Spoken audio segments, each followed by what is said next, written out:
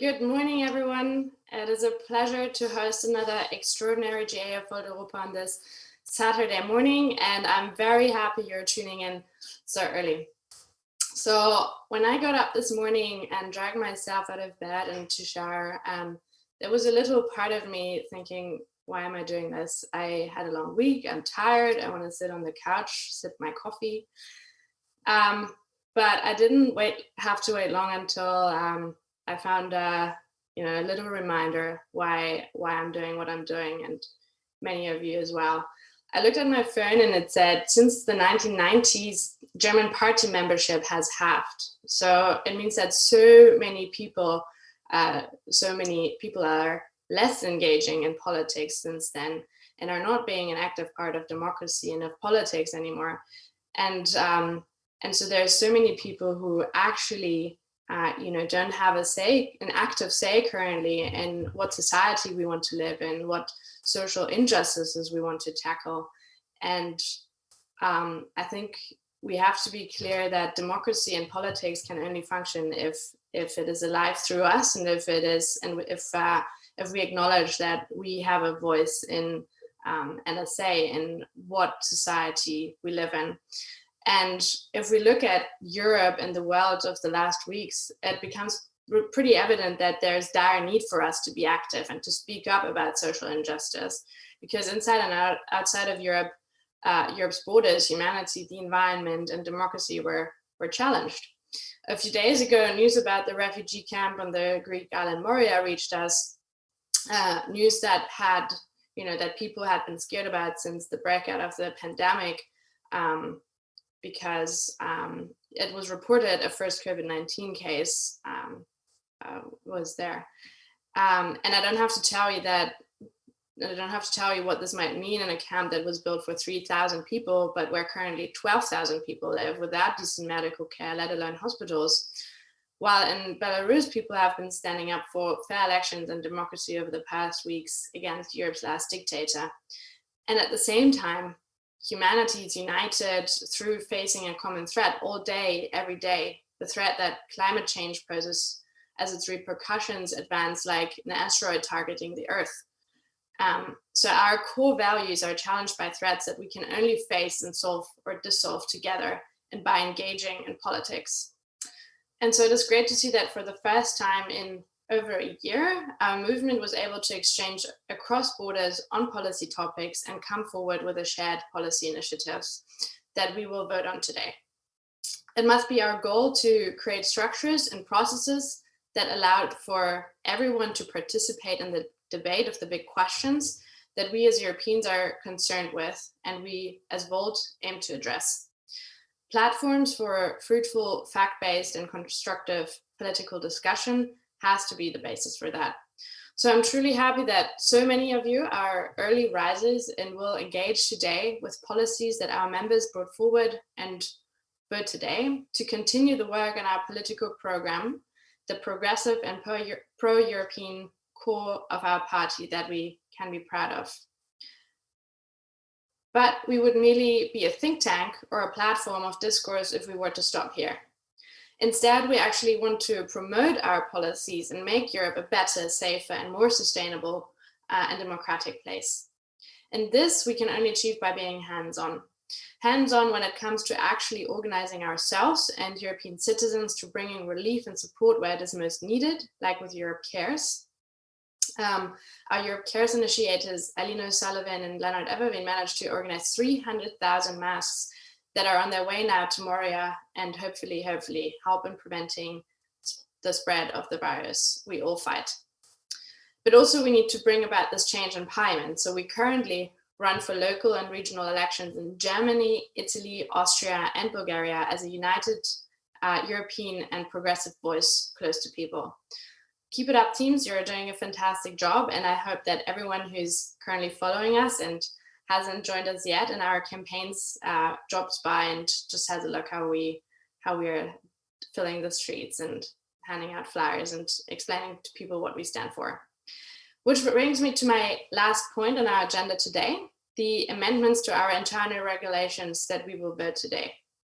With the proposed amendments, we, the European Board, ask for your vote to support the directors of the European Board to be allowed to run for elections, as well as to hold office in order to promote our mission and parliaments everywhere in Europe, because only a Europe that acts together can solve our shared challenges. Now I would like to introduce you to our fantastic chairing committee with Chair Katharina Radunz from Volt Munich and her co-chairs Karl Karens from Volt Ireland and Chris Gudelka from Volt Cologne. The three of them will guide you through the legal part of our GA today. So listen carefully. And I will now hand over to Katharina so we can start our day. Thank you, Katharina, Christopher, and Karl for your time and commitment to make this GA happen today. Amazing. Thank you, Valerie, for this great introduction and all shaking us awake for the important stuff that's going on today. Welcome, everyone. My name is Katharina. I guess you might have seen me before during the last General Assembly or maybe one of the German Parteitage. It's an honor again to be here, and I'll be trying to do my best to just get us all through this quite interesting day today. And I'll be doing this together with Chris and Cathal, and maybe the two of you could just briefly switch in your videos and just say hi to everyone. Good morning, everybody. Hi, good morning, everybody. All right, thank you. Now that you've seen all of us, there's of course a lot, at least all of us that will be seen moderating this event today. There's a lot more going on in the back office to make sure all of this is going to run smoothly. So already at this point, thanks to the entire team. And now let's just have a quick look at what we're going to do today. All of you have received an invite to this General Assembly with the extraordinary GA's agenda. And I will just quickly share it with you again so that everyone's aware of what's going to happen today. Here we go. This is today's agenda. As you can see, we've already done the welcome. Up next will be Valerie again. She's going to talk about amendments about the internal regulations. And then we'll have a real highlight. We'll be switching over to Volt Netherlands and Volt Silver, who have organized a talk with Ulrike Gero. More about that later on. And after that part, we will be cutting directly to the break. And during the afternoon sessions, we'll be going through the actual policy amendments, which are going to be presented by the initiators. There's going to be a 5-minute presentation slot for each amendment. We will then have a dedicated 5-minute Q&A slot for each of the amendments. And votes at this point about each of those are already opened. So in the same email that you've received the agenda with, there's also a link, just as usually, to our internal tool called Tasker, where you can participate in this event by voting. The votes are already opened and they will be closing at 2 o'clock this afternoon. And we will announce the results of each vote in the afternoon simultaneously. Also, if you have any questions, you can also just, as usually, hand them in via the same tool. So on Tasker, you can find the comments form. Please use it appropriately. Send us your name and the country you're from and your gender assignment, so we can make sure that we have a balanced list both for countries and gender, and make sure, if possible, to already indicate which of the policy proposals you're going to ask a question for. It's going to make it a lot easier and a lot smoother for all of us to handle as many questions as possible. All right, this is it about today, and I suggest that we start right away with the first official item on this agenda, which means we're handing back over to Valerie, who's going to present the amendments to the internal regulations. Thank you, Katharina. So you have all been sent quite comprehensive information about what the vote is actually about, the background on it. I think it's a 12-pager or so, so I hope you read your last emails, especially the one I think you received 5 days ago that included everything. So if you haven't really looked through it, there's a lot of information in there.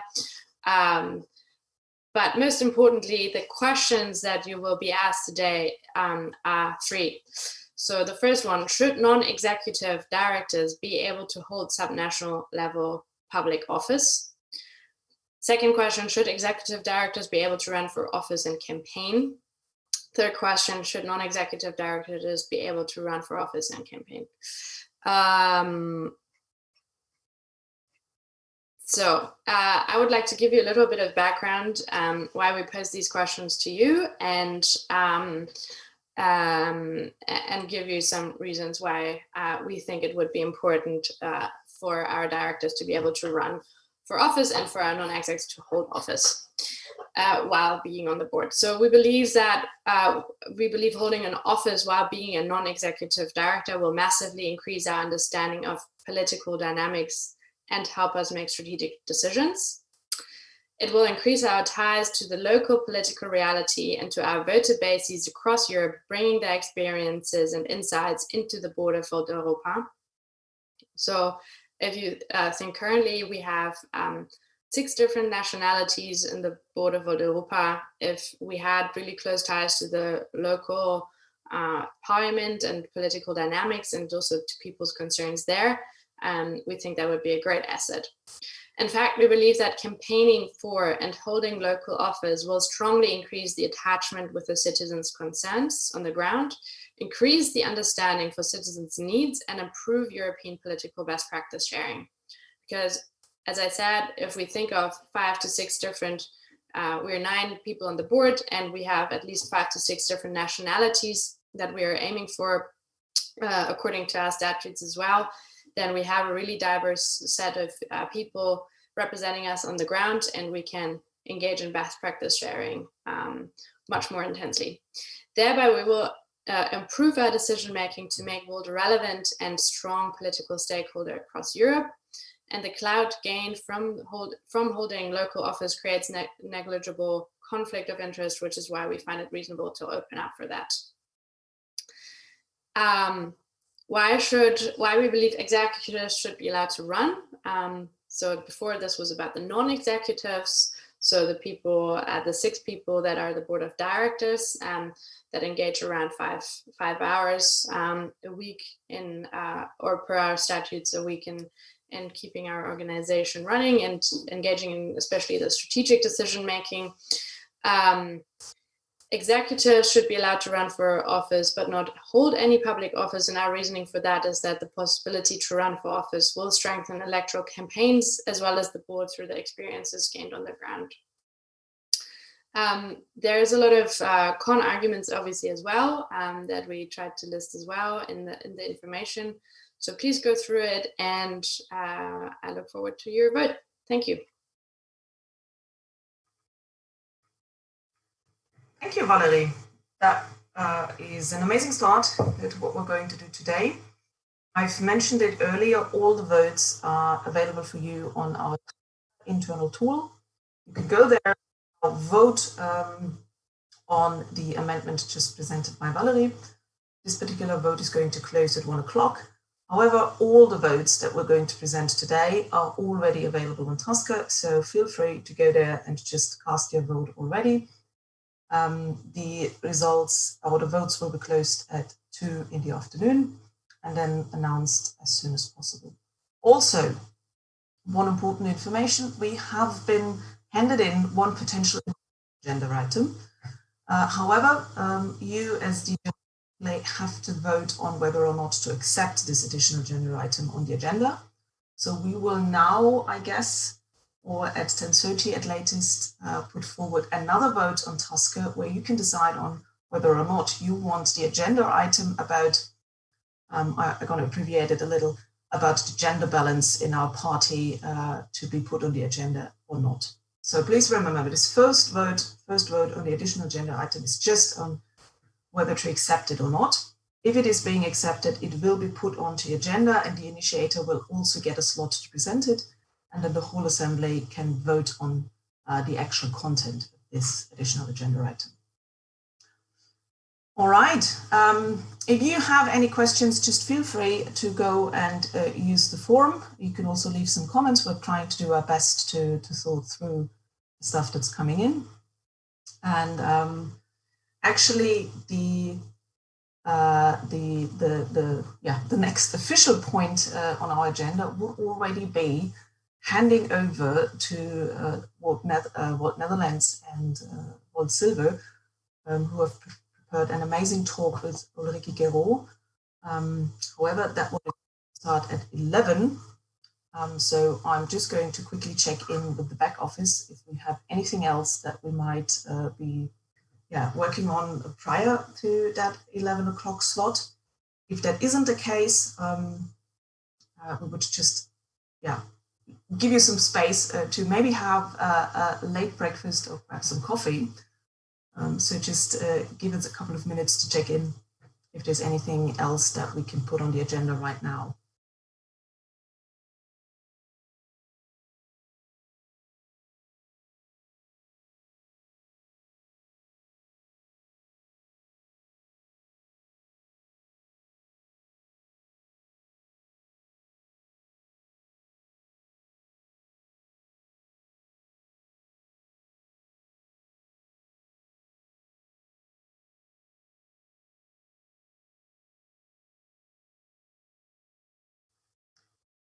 I think we might have her joining the stage. Yes. All right. We already found something to put in since we're running a little bit ahead of time. So please put Thor on here, and here he is. So I'm already handing over to Thor. Stage is yours. Thank you, Katharina. And thank you for everyone for being ahead of schedule so that I can talk a little bit about policy and the policy process. We have 7 policy proposals today that we will be voting on. And if these are accepted, they will be added to the European policy portfolio, what is also known as the MOP. So in order to explain how these proposals came about, I will briefly share my screen.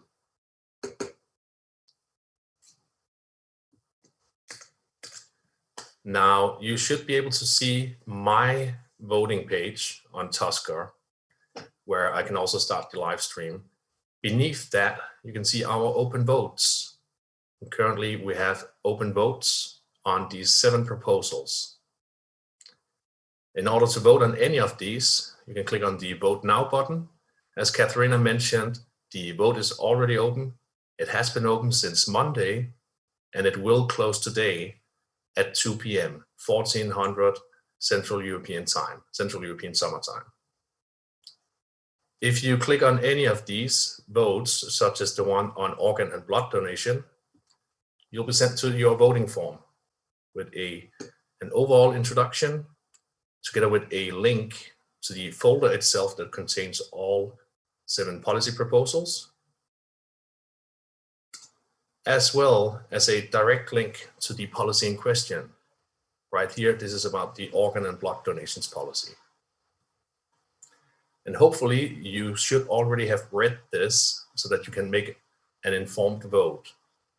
If not, you will also get a presentation from 12:30 to 13:45 for each of these 7 proposals. I hope that was clear. I cannot see the background, so if Katharina wants to interject, she's very welcome to wave. Now, as for the policy proposals, these all came from the policy framework and process, which is a document that was approved at the General Assembly in May with a 97% approval rating. So this is how we define our political documents, and this is how we define the policy process that lets us add policies to the European policy portfolio, and hopefully in the same manner to the national policies. This gave birth to a number of policy initiatives. Policy initiatives are a good way to remind everyone what are we working on, so that each of you can participate in working groups on drafting policies. We should be drafting policies all the time. Policies are at the heart of any political party. You might see on your screen the policy initiatives website with a reminder that accepted proposals can be seen, and most particularly that you can submit feedback about the policy drafting in general, the process, or the first cycle at our policy feedback form. That form itself will let you give us some input that we can also we will later announce some feedback events as well. Now, as for these initiatives, we have a lot of initiatives that are still ongoing. We will have more initiatives from national teams, and hopefully these will also work towards applying to become part of the next policy cycle. Some of these initiatives were also sent in and became accepted as policy proposals. And these are the ones we are voting on today. And as you can also see, these are not yet official policies. Everything up until now has been part of an unofficial process with policy drafting. But as soon as these proposals got accepted back on July 27th, they became part of the official process cycle. This is why we are voting on them today. And in order to vote on them, of course, we have also been able to send in amendments. There was a 20-day amendment period where each of you could send in suggestions for amendments. This all leads us back to the open votes that you can see right now. And I very much encourage you to start reading if you haven't done already, so that you can make an informed choice about these proposals. Katharina, I would ask whether or not I have used up enough of your time, or if we have other items. Thor, you're amazing. It's great. We would have had Thor talk about the policy process and everything that's, noteworthy. Anyways, so thank you for just filling in at the right time. That's amazing. Always happy to help. Well done, Thor. Thanks a lot. It's very informative. As a matter of fact, I've just asked around if there is maybe somebody of our presidents who might want some more airtime, because that would be the right point in time. We're still ahead of schedule, and we're waiting until 11, which is briefly before 11, which is the point in time where we can hand over to the Netherlands for the amazing talk that's upcoming. But since I haven't heard back from anyone, we do not seem to have any other presentations or talks that we can fill in at the moment, which means that we're going to go onto a brief intermission. Oh no, sorry. This is the great thing about being live. It seems like we've already got a question. Let me just quickly talk to Chris. Is that actually one you would like to read out to the audience?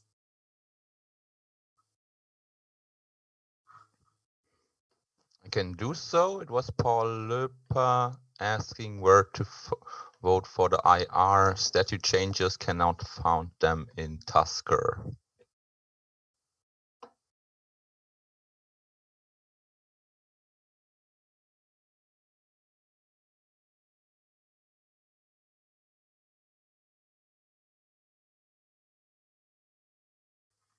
Thank you.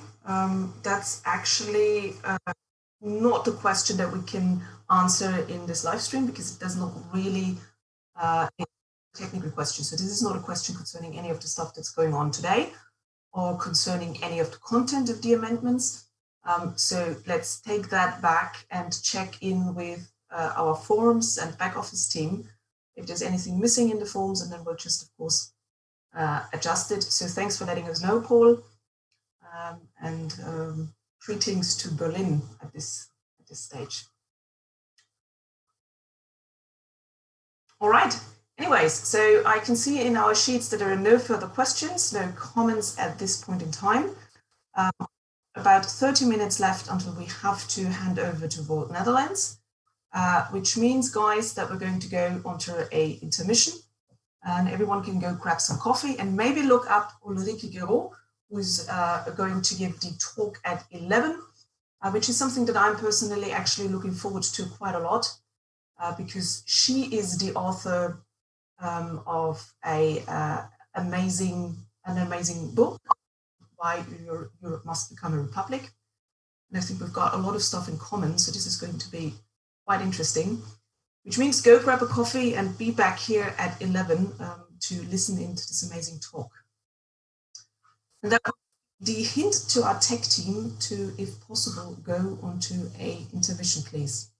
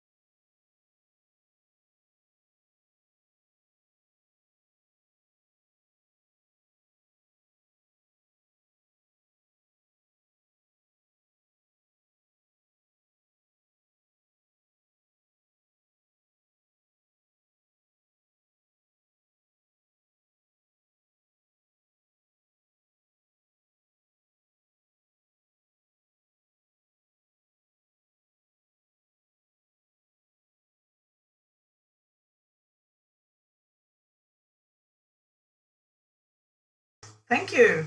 Welcome back, everyone, to our extraordinary General Assembly. I hope you've all enjoyed the coffee break and everybody is refilled on coffee, because we're now close to handing over to Volt Netherlands. But prior to that, we've got a couple of reminders and announcements. First of all, thank you for hinting at the fact that we opened the internal regulations amendment votes. I'm sorry about that. We just forgot to put it online.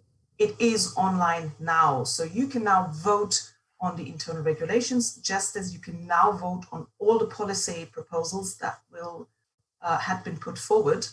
So please go to Tasker. The votes are open now on all the policies, on the internal regulations, and those votes will be closing at 2 p.m. So you've got time until 2 p.m. to vote on the internal regulations and all the policy proposals. Also, now online, the vote on whether or not to include an additional agenda item on today's agenda. That one is also online, and you can cast your vote on whether to include it or not. This one is going to close at 1 o'clock. So please go and vote until 1 o'clock whether or not to include an additional agenda item for today's event. Also, two questions, rather technical questions that have been handed in. If you want to go through the contents of what you're actually voting, there are links in each individual voting form to the individual policy proposals. So just go to Tasker, open the individual vote, and follow the link. You will be directed to the policy proposal, and you can just read through all of it before voting. And then lastly,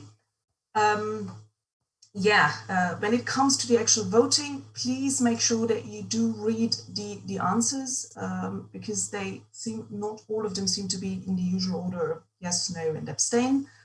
So just make sure that you actually click the yes or no button, whether or not you want to, whatever you want to cast your vote for. We apologize for this being a little bit bumpy. We've got new people coming on. We've got a lot of stuff that we're doing for the first time. So it may actually be the case that for some of the votes, the order of answers isn't the usual order. We can't change it right now. So please just make sure that you click yes or no or abstain in whatever order it may appear. And I think this is it from the official side. So just a quick reminder, go vote. You can vote on internal regulations and policies until 2 p.m. You can vote on adding or not adding an additional agenda item until 1 p.m. And as it should actually go without saying, make sure that you click the right button that actually contains your choice. And that's it. I hope everybody's going to have a lot of fun voting, and particularly now listening in to Netherlands and Ulrike Giraud, that has been, or that will be joining us today to give a talk that has been organized by Volt Netherlands and Volt Silver. And we are going to hear her view and her vision about how to fix the EU. But first of all, there is going to be some introduction about the talk by Volt Netherlands themselves. So I'm going to ask Tech and Arno to switch over to Netherlands.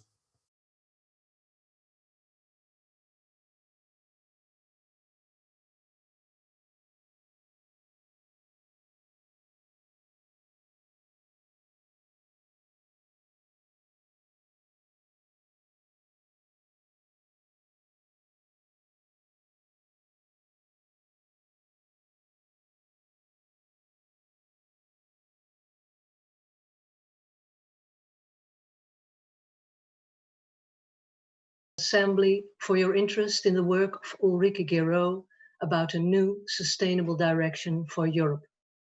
I'm Ger van Eden, member of Silvervolt Netherlands, the group who arranged this topic as part of the agenda today. Silvervolt NL has intrigued by the original and positively radical ideas about the EU to make it a better, safer, more democratic and equal place to live in. We have seen many writers and politicians giving their analysis about the shortcomings of the EU, but very few of them have appealing solutions. That was the case until we discovered the work of Professor Dr. Ulrike Gero. Especially one book that struck us by surprise is titled Why Europe Should Become a Republic, a Political Utopia. In Dutch, it is called Red Europa, waarom Europa een republiek moet worden. Translated, Save Europe, Why Europe Must Become a Republic, which I think is a better, more alarming title.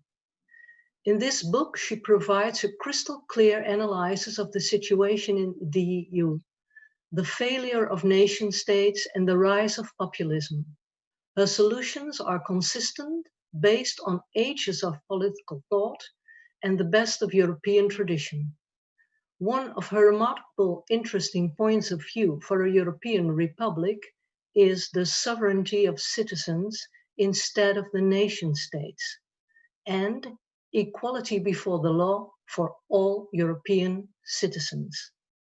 Gero challenges Volt as the first real European party to think beyond the option of federation of nation states. We really look forward to a Volt debate about her analysis, proposals, starting now here at the GA. To be continued 12 o'clock in the Netherlands with our Dutch party leader and other top candidates for our national elections in March next year. So I'm happy to introduce the speaker of next half hour, Professor Dr. Ulrike Gero. She is professor at the Danube University in Krems, Austria, head of the Department of the European Policy and Study of Democracy. Moreover, she is the founder of European Democracy Lab in Berlin, a think tank generating innovative ideas for Europe. Besides working and teaching at universities in Europe and the United States, Ulrike Gero has worked at and directed several European research institutes and think tanks. Her books, Why Must Europe Become a Republic in 2016, The New Civil War, The Open European and Its Enemies in 2017, hit best-selling marks in Germany and beyond. Her work has been widely translated and published throughout Europe. Please welcome Ulrike Gero and applaud her wherever you are, although nobody can hear that. Ulrike, to you the floor. Yeah, good morning, everybody, and good morning, and thank you so much for this very nice and kind introduction. And I indeed remember that I have been so many times in the Netherlands and all these, towns, Nijmegen, Utrecht, where I had discussions, sort of live discussions with Dutch people about the idea of a European Republic. And it was always really good discussions, I want to say this. And I'm thankful to Volt for inviting me and having me here. So now, I will try to give my screen free for you. I'm still a digital non-native, so let me see whether I can work this out. Do you see what I see, which is... We do. You do. Okay. So just to give you a little bit sort of images while I speak. The reason why I wrote this book, Europe Should Become a Republic, is to just start, to just remind us that Europe is a woman, and it's important, to give you this little sort of on the Toro thing. And the Republic is a woman too. It's very interesting if you go back into La République, what it means, but La République is basically the political institution that cares for citizens. Yeah, which is a different thing than a democracy where everybody can do what he wants, but the republic cares. So there's a caring and nurturing us aspect in the word republic, res publica, which is we together care for the common good. And I feel it's worth reminding this when we now come to Corona, the crisis, what Europe should come next, because we have been hit, everybody has been hit. There is this enormous social and economic crisis ahead. And if you have been reading, for instance, the German paper for the EU presidency, you will have seen that there is for the first time a lot of things in it on European public health, on spending, on a European unemployment scheme, which for the first time is mentioned as a social pillar in the EU presidency of Germany. And that is important. And I can only urge you to get that paper and to get a feeling for the 1.8 billion that Europe is now spending and what is supposed to happen. So it's also interesting. I said Europe is a woman. So for the first time, we have 3 women running Europe. Yeah, Mrs. Merkel, Mrs. von der Leyen, Mrs. Lagarde. So this is just a sort of feminist footnote here. But let's see whether something comes out of this, because there is anthropological evidence that always when men screw things up, yeah, then most of the time women sweep behind. And there is a lot of things to say why in Europe, perhaps this is basically the situation we are in. Yeah, but I do not want to overstretch the argument. What is happening is also, I don't know whether you see this, but there, if you go into civil society, into all these NGOs which are working in and for Europe, and there are a lot, there's Volt, but there's Diem, there is European May, European Moment, Spinelli Group, I mean, 50 NGOs or so working for Europe. It's my, I did an empirical survey, but it's interesting and it's not trivial to point to it. It's more women than men. I do not want to underscore this too much, but if we want to reason about or resonate about is Europe important, will we drive the European process forward, it is important to note that men always go where the power is. So if you see a largely feminist sort of circle promoting Europe, it would rather speak to the fact that Europe is basically, you know, like in sociology, you say every profession which is in majority female, like teachers, is devalorized by society. So I just want to make this point. I do not want to overstretch the argument, but I just want to point to the fact that most of the civil society in these European engagements is many women, and it may point to the fact that men have given up on Europe, yeah, which would be obviously a pity. So now, I want to bring you to the July Council, and the July Council. You have seen the 1.8 billion package which we are spending, the recovery plan. You probably have noticed that your country, the Netherlands, have been among the frugal 4 in this wording for the Council on a 4-day summit where we were negotiating the EU budget. So the multi-annual plan for the EU budget, the 7-year plan, but in addition 750 billion on top for the European rescue. So in total, this is 1.8 billion, because 1.1 is the existing EU budget plus the 750 on top of the rescue package makes the 1.8 billion, which is now this digitalization, climate protection, modernization strategy that Europe is spending money for. There are 2 things here. I want to be very short. The one thing is there is a novum, and the novum was the thing which has been much disputed, essentially by the Netherlands, Austria, Finland, and the Frugal 4, which is EU for the first time in its history has own lending capacity. So there is a common interest rate, and the EU as a juridical person is getting the money from financial markets.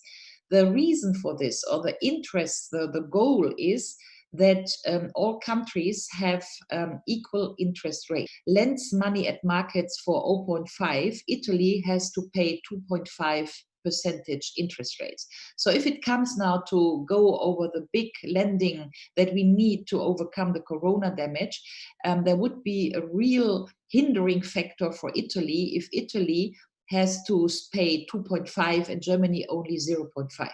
So the idea is, and obviously nobody can talk about Eurobonds because the wording is burned, but there is now an entry in common lending. In my opinion, and I hope in the opinion of Volt people, this is very good news. I would not say that this is a Hamiltonian moment, but I would say that Europe has a foot in the door to open on fiscal capacity and to open on further fiscal integration. The other thing is, and there I'm a bit more skeptical, is that a lot of money is now project money, and it is spent on digitalization, modernization, all climate protection, all the things that Europe wants to do to achieve in order to achieve the modernization of its economy in the digital area. I am personally not so much a digital fan. I always want to point to the fact that in a way digitalization and climate protection are conflicting goals, because digitalization costs a lot of energy. So the more you digitalize, the less you protect the climate. And it's really a goal conflict. Yeah, and I would urge us to be more serious on these things, but I can understand that industry and business is behind. But I do not want to be long on this, because for me, it's not the core factor. What is the core factor is that when it comes to the management of all this money, it will be spent by the European Union directly in what is called NUTS, the little territories where the money goes. So it's already circumventing on a large scale national sort of consentment, yeah, because the EU decides in which regional area it goes to spend the money. I think we can be happy if it works. I'm not so convinced personally that all these tiny projects will lead to something visible.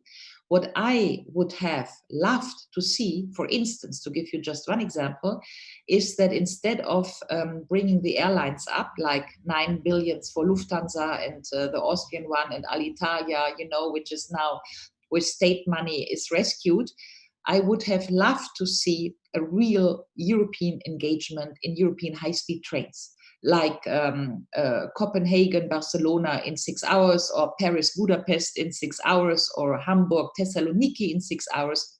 And this we did not do.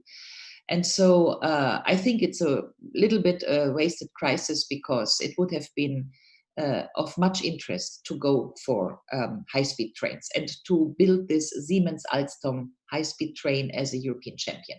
But let's not stay there.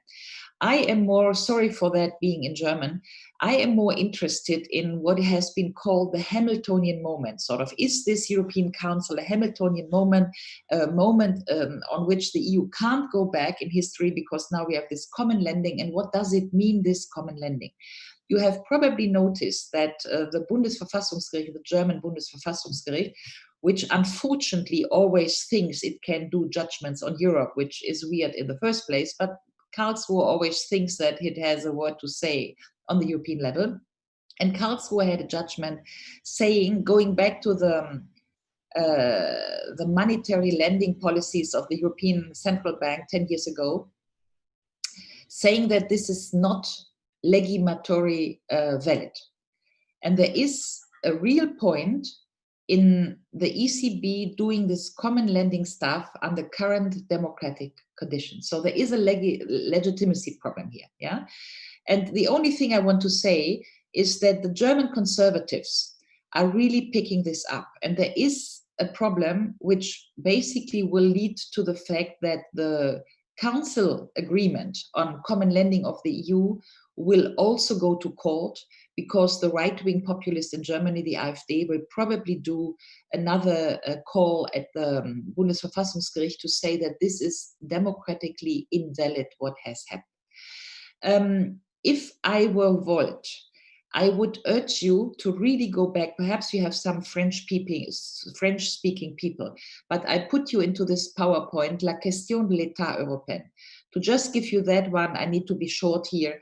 But in the moment that we prepared the European Constitution in 2003, there was a huge academic discussion. Not so many Dutch, but many Franco-German, Italian, Spaniards, who were thinking a lot about the question of a European state, which is basically touching upon this legitimatory problem, which is, if you have common lending, you are hurting the principle no taxation without representation.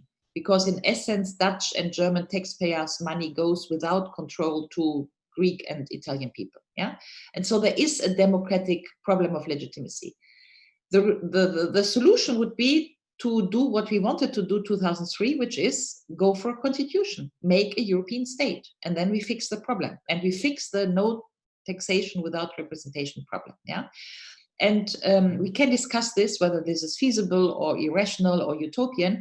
I just want to point you to the fact that in the years 2000, with the process of Laken, 2000, 2001, 2002, 2003, there was an enormous discussion about fiscal federalism in Europe, about la question de l'État européen, how we build a European state. And I would urge us all to dare to pronounce that that is what we should do. Yeah. And then it would be precisely overcoming this narrative that Europe is a federation of nation states. Yeah? So if we go for doing a state, or you say this open in discussions, then what? Most of the states in Europe in the, say, since the French Revolution, have been constituted as republics. The republic is basically the constitutionalization principle of states. I know that there are kingdoms like the Netherlands, like Belgium, like Sweden, like Denmark. It's not a problem, but because you can be a constitutionalized republic. But in essence, what I want to say here is that if we really would dare to speak about a European state building process, then at the end of this process, the constitutionalization of this state is the republic, because the republican principle is the most important principle of a state. Why? Because republic, res publica, essentially since Cicero means what? Equality of law. Cicero's definition of a republic is nothing else than saying those who agree to enter a public space in which they are under equal law in all things, then they compose a republic. So the republic is a synonym for equal law, which is a condition for democracy. So if you want to constitutionalize a democratic state, normally you constitutionalize it as republic, which means that the citizens of this state are under equal law, and under equal law in all things, meaning taxation, access to social, like European unemployment scheme, or voting, yeah, which we are not. We are not yet European citizens in that sense, because in voting, access to the social things, and in taxation, we are not equal. So now, it's interesting that the conservatives, who are basically yelling against the ECB, that all this lending capacity is transcending the legitimacy of the state, ex negativo, they argue the same way. If I sit here and I say, okay, if we want to do this common lending, and the condition for this common lending is in perspective to talk about the European state, why shouldn't we do this? Then the conservatives, like this is a judge of the German court, who gave an interview in the FAZ, and ex negativo, he says the same thing. He says, if the EU wants to do what it is actually doing now with the Merkel-Macron things, which is common lending, then actually the EU can't, because it is not a state. Yeah. So I just want to point you to the fact that the conservatives arguing against Europe, ex negativo, have the same arguments, which I think is important. So now, I give you a quotation from Max Weber, who is a very famous social scientist, and he said in 1912 at the German Congress of Sociologists, he says, what is a nation? A nation in essence means nothing else than a group of people which in a certain moment of time decides to promote a common state. This is a definition of Max Weber. And actually, I like this definition a lot, because it brings the definition of a nation or nation state beyond this identitarian sort of affiliation. Because I'm Dutch, I'm in a Dutch state. But he brings it to the process definition. And the process definition is those people who decide to build a common state in a moment of time. They form a nation, they build a nation state, and this nation state is then constitutionalized as republic. To just line up for you the words nation state and republic. In essence, they are pretty similar. Yeah? The European Republic is the end product, is the constitutionalized state. The nation is the group of people who is forming through the common process of building a state. Yeah? The Germans, which are today the Germans, are not the Germans because they are born German. The Germans of today are the Rhinelanders and the Hesseners and the whatever Prussians and the Saxonians and the Bavarians, yeah, by identity. But the process of forming together a state through the process of Paulskirche 1848 and so on made them together living in a state, and that is the process moment of making a state. And I think this is pretty capturing for what we should do in Europe. And now I come to the very important, say, paradigm change I'm urging for, because if I say United States of Europe is yesterday's talk, or perhaps the wrong framing, and we should talk about the European Republic, which is in essence the people of Europe, the citizens of Europe, which are the body of the democracy of the future Europe. And these people, so us all together, we should agree that we are equal in rights, and therefore we build together a state, and that process of state making makes us a European nation state, which we then constitute as republic. So the paradigm change is first, the actors of European integration is no longer the states. The states have been doing integration, and they did so well. They gave us the single market, they gave us the euro, so the states were integrating. But the citizens are not integrating. Citizens make a democracy. And the necessary, though not sufficient condition for a democracy is actually that citizens of that democracy, of that European democracy, are equal before the law or are equal in rights, which is the definition of a republic, right? So the paradigm change, I want you to remember, if you remember the one thing from this intervention, United States of Europe is the states who are the actors. That is mission accomplished. We have every integration we want. We have an integrated single market. The euro is integrated. What is missing is European democracy. So the mission statement of the European Republic is essentially one market, one currency, one democracy. But democracy cannot be promoted by the states, because democracy is all about the citizens who are equal in rights, and therefore the citizens are the sovereign of a democracy. Now, why is this important, and what do you see on the screen? A friend of mine, Alexandra von Westernhagen, who's a 30-something, very smart German lawyer in a law cabinet in London and Brussels, and she put together a plaint at the EuGH, the European Court of Justice. And the plaint is in relation to Brexit, which is forthcoming, and perhaps we will see a hard Brexit. And the call, Alexandra calls the call, and I'm calling with her. I'm in this sort of legal process. We are 50 NGOs who built that coalition to do this call at the European Court of Justice. The claim we have is that European citizenship is of permanent status, and that the European Court of Justice gives us permanent status of European citizenship. What would it mean? It would mean, in theory, that the UK as a state can leave the European Union after Article 50, but that the British people, the British citizen, remain European citizens. Because the European citizenship has been granted by the European Union in 92. Everybody who was on the European territory in 92, when we did the ever closer union Maastricht Treaty, Maastricht, the Netherlands town. So everybody got European citizenship. In the beginning, it was called union citizenship. The union citizenship has been developed into European citizenship, and there were ever more rights attached to this European citizenship. And the idea of our call of the court is that because the EU granted that citizenship, the UK cannot withdraw it. Yeah, because the UK has not delivering it, cannot take it back. Let's see what the court makes out of this. But if the court accepts the call in the first place, then I think we are in a very interesting procedure, as interesting as is this common lending, because common lending, if the problem is no taxation without representation, we need to rebuild the political entity called Europe, and we need to build it on the shoulders of the European citizens and not the states. This is the biggest paradigm change.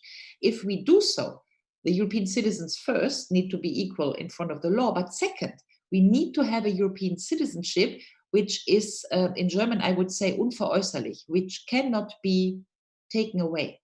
You as a Dutch citizen, even if you do very nasty things, or even if you leave your country and you fight for the ISIS or whatever you do, yeah, the Dutch country as a state cannot deprive you from your Dutch citizenship. And what we want is that European citizenship becomes the same status of something that cannot be withdrawn.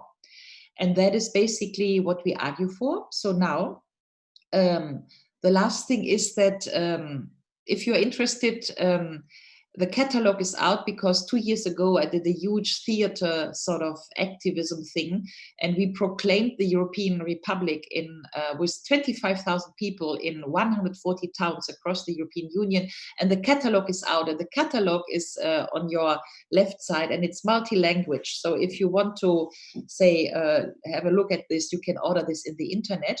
And the other book is a very small book I just wrote, yeah, Alles bleibt so wie es ist. And I just want to point you out, it's a very small essay, and it will be in the bookstores by tomorrow, I think, by Monday. I don't know whether it will be translated into Dutch. But the thing is that in this book, I argue what I said here, that we need honestly to talk about Europe as a state, to cope with the no taxation without representation problem. Therefore, we need to shift Europe from the states to the citizens. And for this, the citizens need to be equal. And for this, European citizenship must be permanent. These are the claims we should formulate. And what you see here, and that is perhaps of interest for you, you see on the right thing, I think, this Citizens Take Over Europe hashtag. If you are perhaps interested, you could check this out. There is 56 European NGOs who have been uniting after this Citizens Take Over Europe sort of hashtag, who are in the process of creating a European civic assembly, and basically with the intention to write a European constitution. I know that Volt Party has been doing this. I read your Amsterdam paper. I actually like it a lot, yeah. But perhaps there's some room for bundling the political efforts of Volt together with this citizen initiative. Now I have 2 minutes left, and the 2 minutes left I take to tell you that why Europe should become a republic, a political utopia. The title of the book. I'm very happy to tell you that utopia was also yesterday, because since November 2018, the perspective of constituting a federal European Republic is in the party program, officially in the party program of the German Greens. And because the German Greens are supposed to be in the next government, there's now a lot of talk about bringing the European Republic idea from party program to election program. And if the Greens are elected and running government next year in Germany in 21, bringing it from party program to coalition program. So what I want you to say is there's no more utopia. We are on really political ground to fight for the perspective of a European Federal Republic. There's a lot of political power now engaged.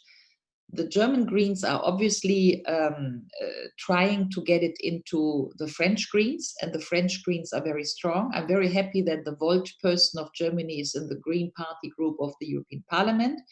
There's also a lot of talk about bringing the European Republican idea into the Austrian Greens and Irish Greens. And then there is a lot of interest in the European Republic idea in Italy.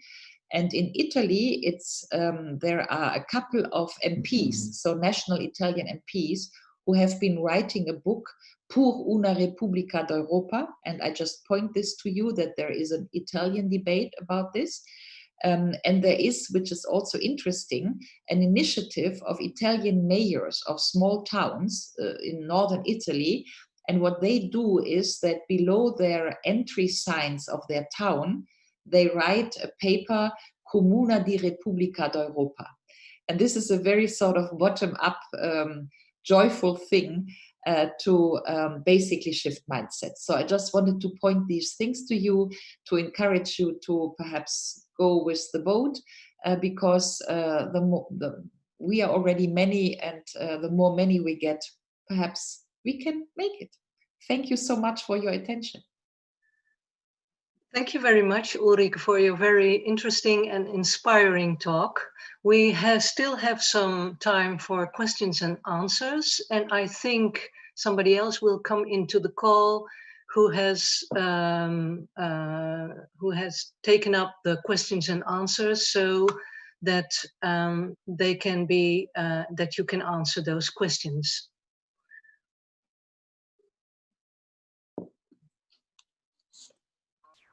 Who has taken up the questions and answers, so that they can be that you can answer those questions.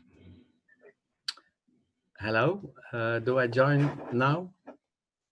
Yes, you do. Okay, thank you.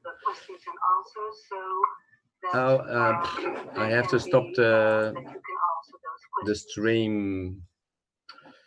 Hello, do I join now? Okay. Yes, you do. Okay. I have to stop the stream. Okay. Well, there are two questions. The first one is from Danielle Latella. She asked, does our guest know about the One Europe initiative to ask for a Euro constitution through municipalities? It's at onedemos.eu, and I'd like to network them if possible.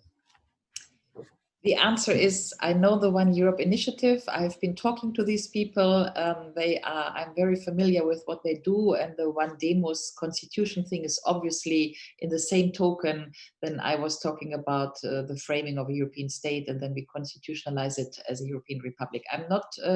I do not know whether the One Europe initiative is already in the Citizens Take Over Europe initiative formally, because there is a list of all these groups, but because we speak about this, obviously bundling the European initiatives is the biggest problem. Yeah, we have many European NGOs, and it's good. It's really good because it makes mass movement. But obviously, there's a problem of bundling.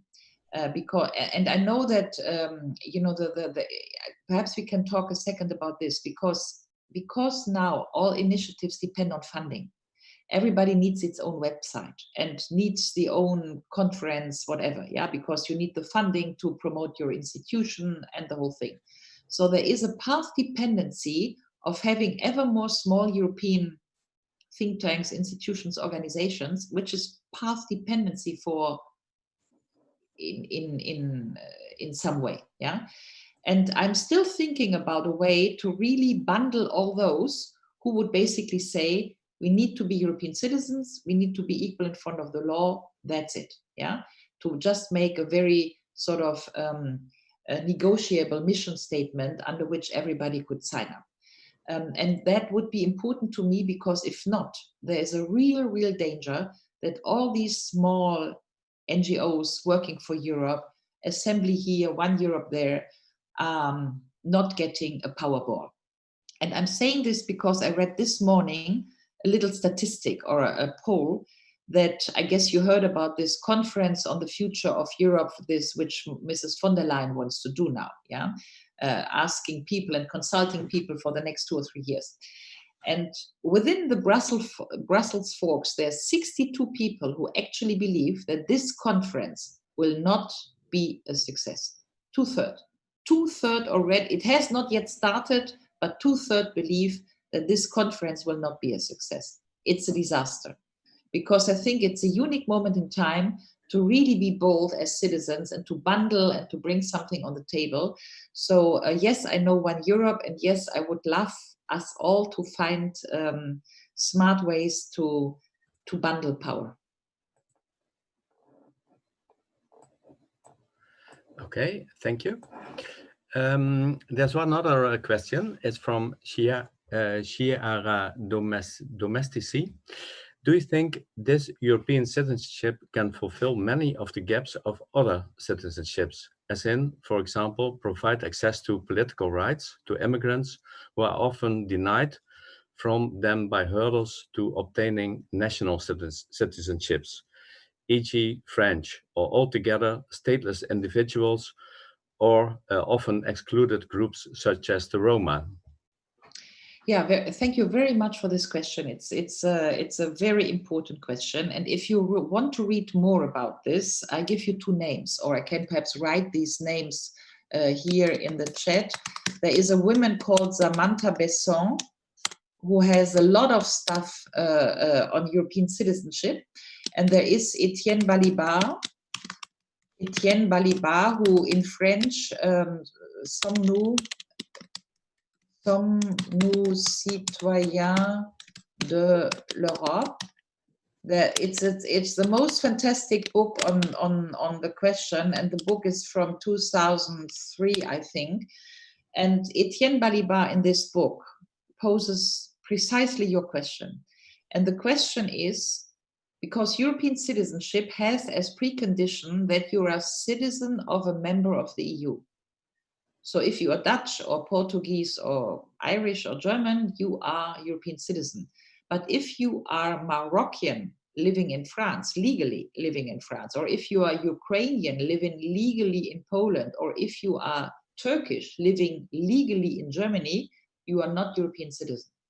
And this is what Etienne Balibar calls European apartheid. And it's not trivial, because there's 25 million people who are actually living on the EU territory of people who are third state people, but being in an EU member state, but not being European citizens. And that is not even counting the refugees, which are coming now since a couple of years. So my answer is, yes, I want European citizenship to be inclusive. I want it to be jus solis, meaning that everybody who is with 2 feet on the European territory legally is European citizen, and that we stop this European apartheid. Thank you. Is there still some time, Ger, for another question? Yeah, okay. Thank you. There are no other questions from the GA now, but I have one question as a reaction to what you said about digitalization. I think digitalization has to do with power. As you know, the American firms like Google, Amazon, etc., have a lot of power. And China is competing now, is almost the most important world power, and it has a lot to do with technology. So I think it's very understandable that the new European Commission wants to put digitalization of Europe and being independent there to the forefront. So I think it's important to talk about the digitalization and to have smart answers to it. And I'm very impressed by all the smart things you said, but I think about digitalization, we could talk about it and have a more nuanced perspective. It's a different, I totally agree. And but it's, in a way, it's a different discussion, yeah? I'm not against digitalization and smart solutions, but let me frame it this way. I'm not at all against the fact that Europe wants to be sovereign in data management. I'm not at all, at the opposite. I'm totally in favor that Madame Vestager gets the Google GAFA complex out of Europe, that if it's in Europe, that at least these people pay taxes. There's no reason that Jeff Bezos is a trillionaire now, not paying any taxes in Europe. Yeah, we need to get these people out, the GAFA complex and the TikTok of the Chinese, out of Europe. So I'm the first to defend digital autonomy for Europe with a lot of money. Yeah. Okay. So on that, I would like to have the servers in Finland and the Google complex and the Chinese Huawei 5G things out of Europe. Yeah, on this we agree. The other discussion is a different discussion, and I suggest we do not do it here. Yeah, I could make many arguments that, for instance, the whole digitalization business is a gender thing. Yeah, it's men who do Alexa. Yeah. Mhm. So you have a very strong in all this KI business, artificial intelligence, AI. There's a very strong patriarchat sort of thing, technology driven. Yeah. So as a woman, I at least want us to think twice what we're doing there. And I wrote a book about it. Yeah. But the other thing is that nobody is thinking about what is really smart. And I am strongly against thinking that any action of my life is smart just because I digitalize it. Yeah. At the opposite. Yeah. I would strongly urge us to think about the right of analog life. I'm not thinking that I'm a better person because I have a smartphone and I do now need to do everything with my smartphone, paying, whatever, my bank, so there is a philosophical reflection to have on the right of a life without a smartphone. And I'm saying this not only because I see the stupidity of the children now going for TikTok and spending hours and hours on TikTok instead of reading a book, but I'm saying this also because the supervision, moral scrutiny stuff, and so the problems for democracy through digitalization, I think we haven't thought them through.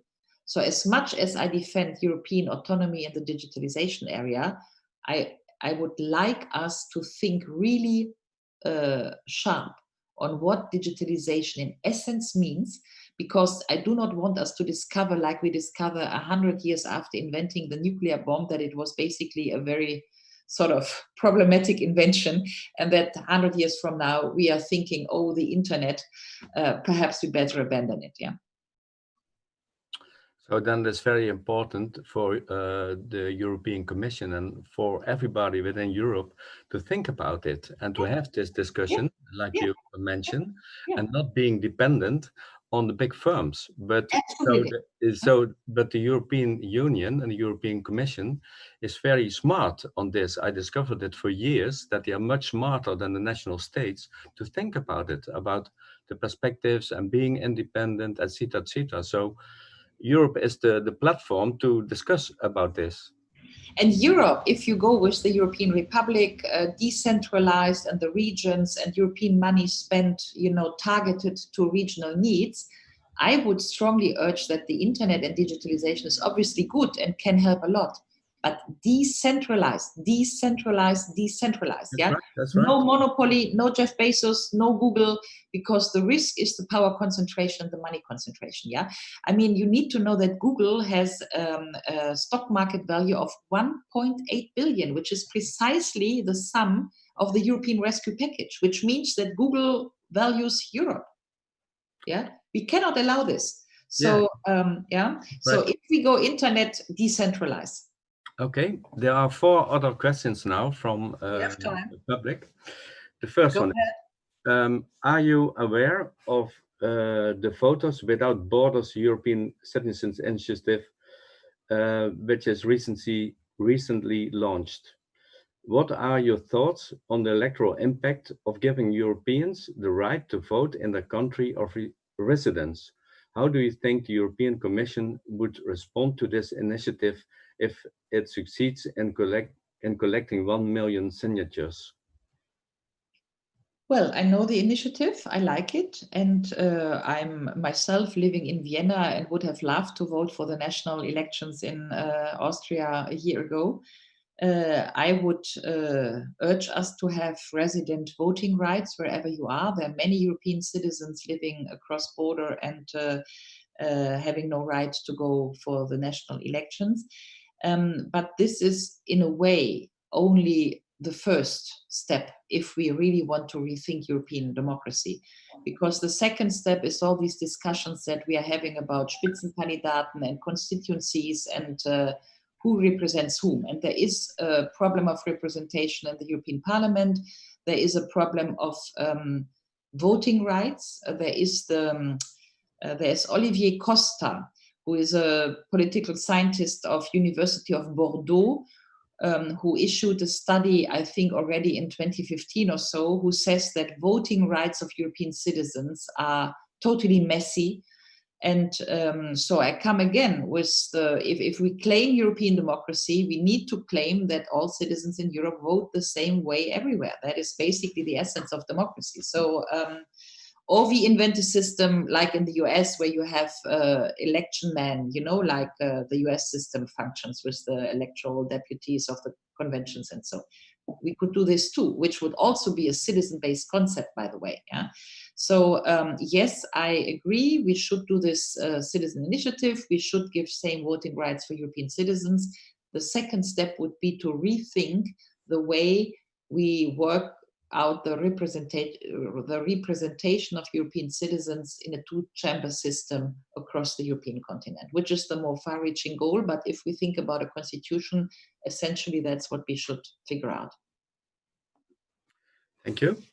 The other question is, would the inalienable citizenship not have negative impact on social cohesion in the EU? If British citizens now retain the right for free movement, etc., but are not contributing to the EU financially, the situation might be seen as unfair.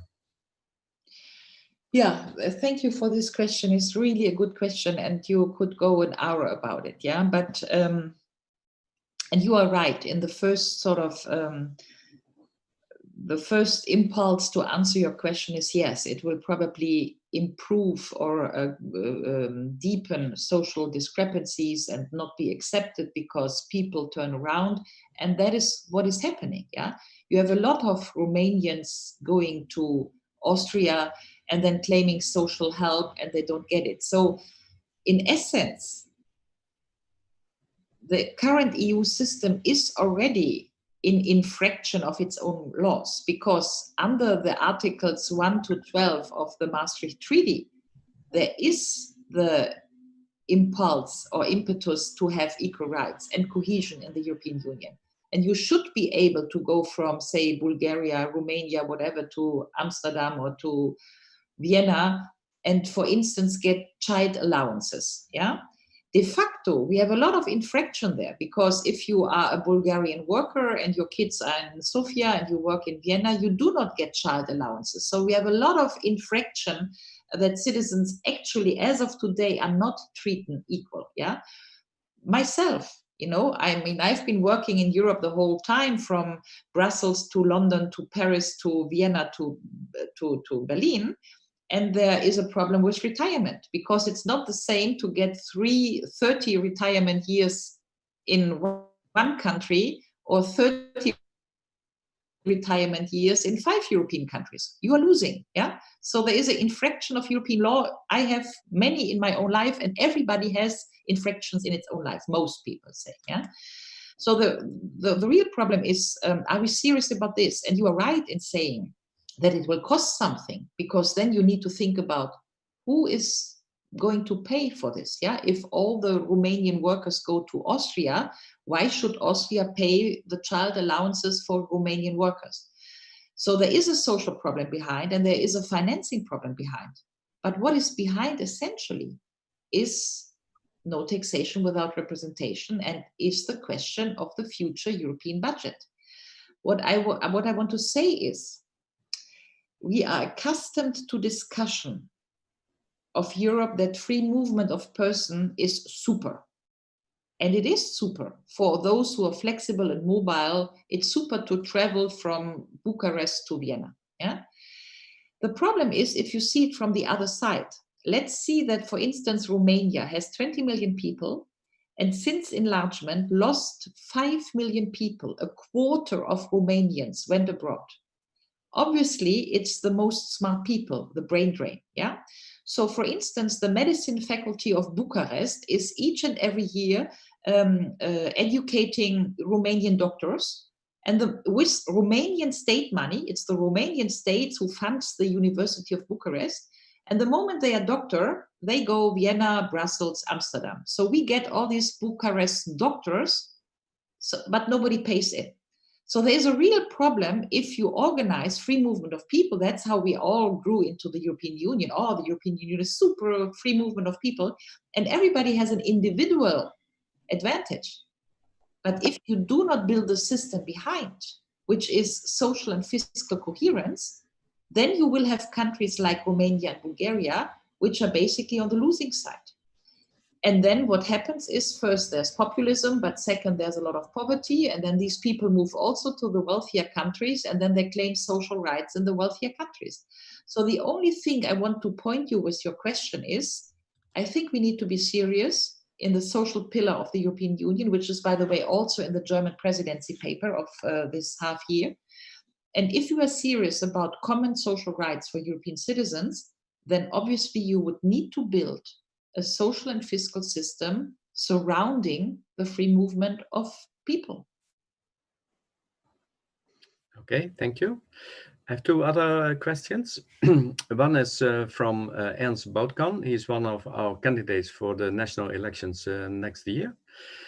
We will talk with him from 12 o'clock with people in the Netherlands. His question is as follows. I've read your book. My question, how are the regions you promote better in working together than national states? Will the conflict of interest not shift from the national levels against each other to the regional level?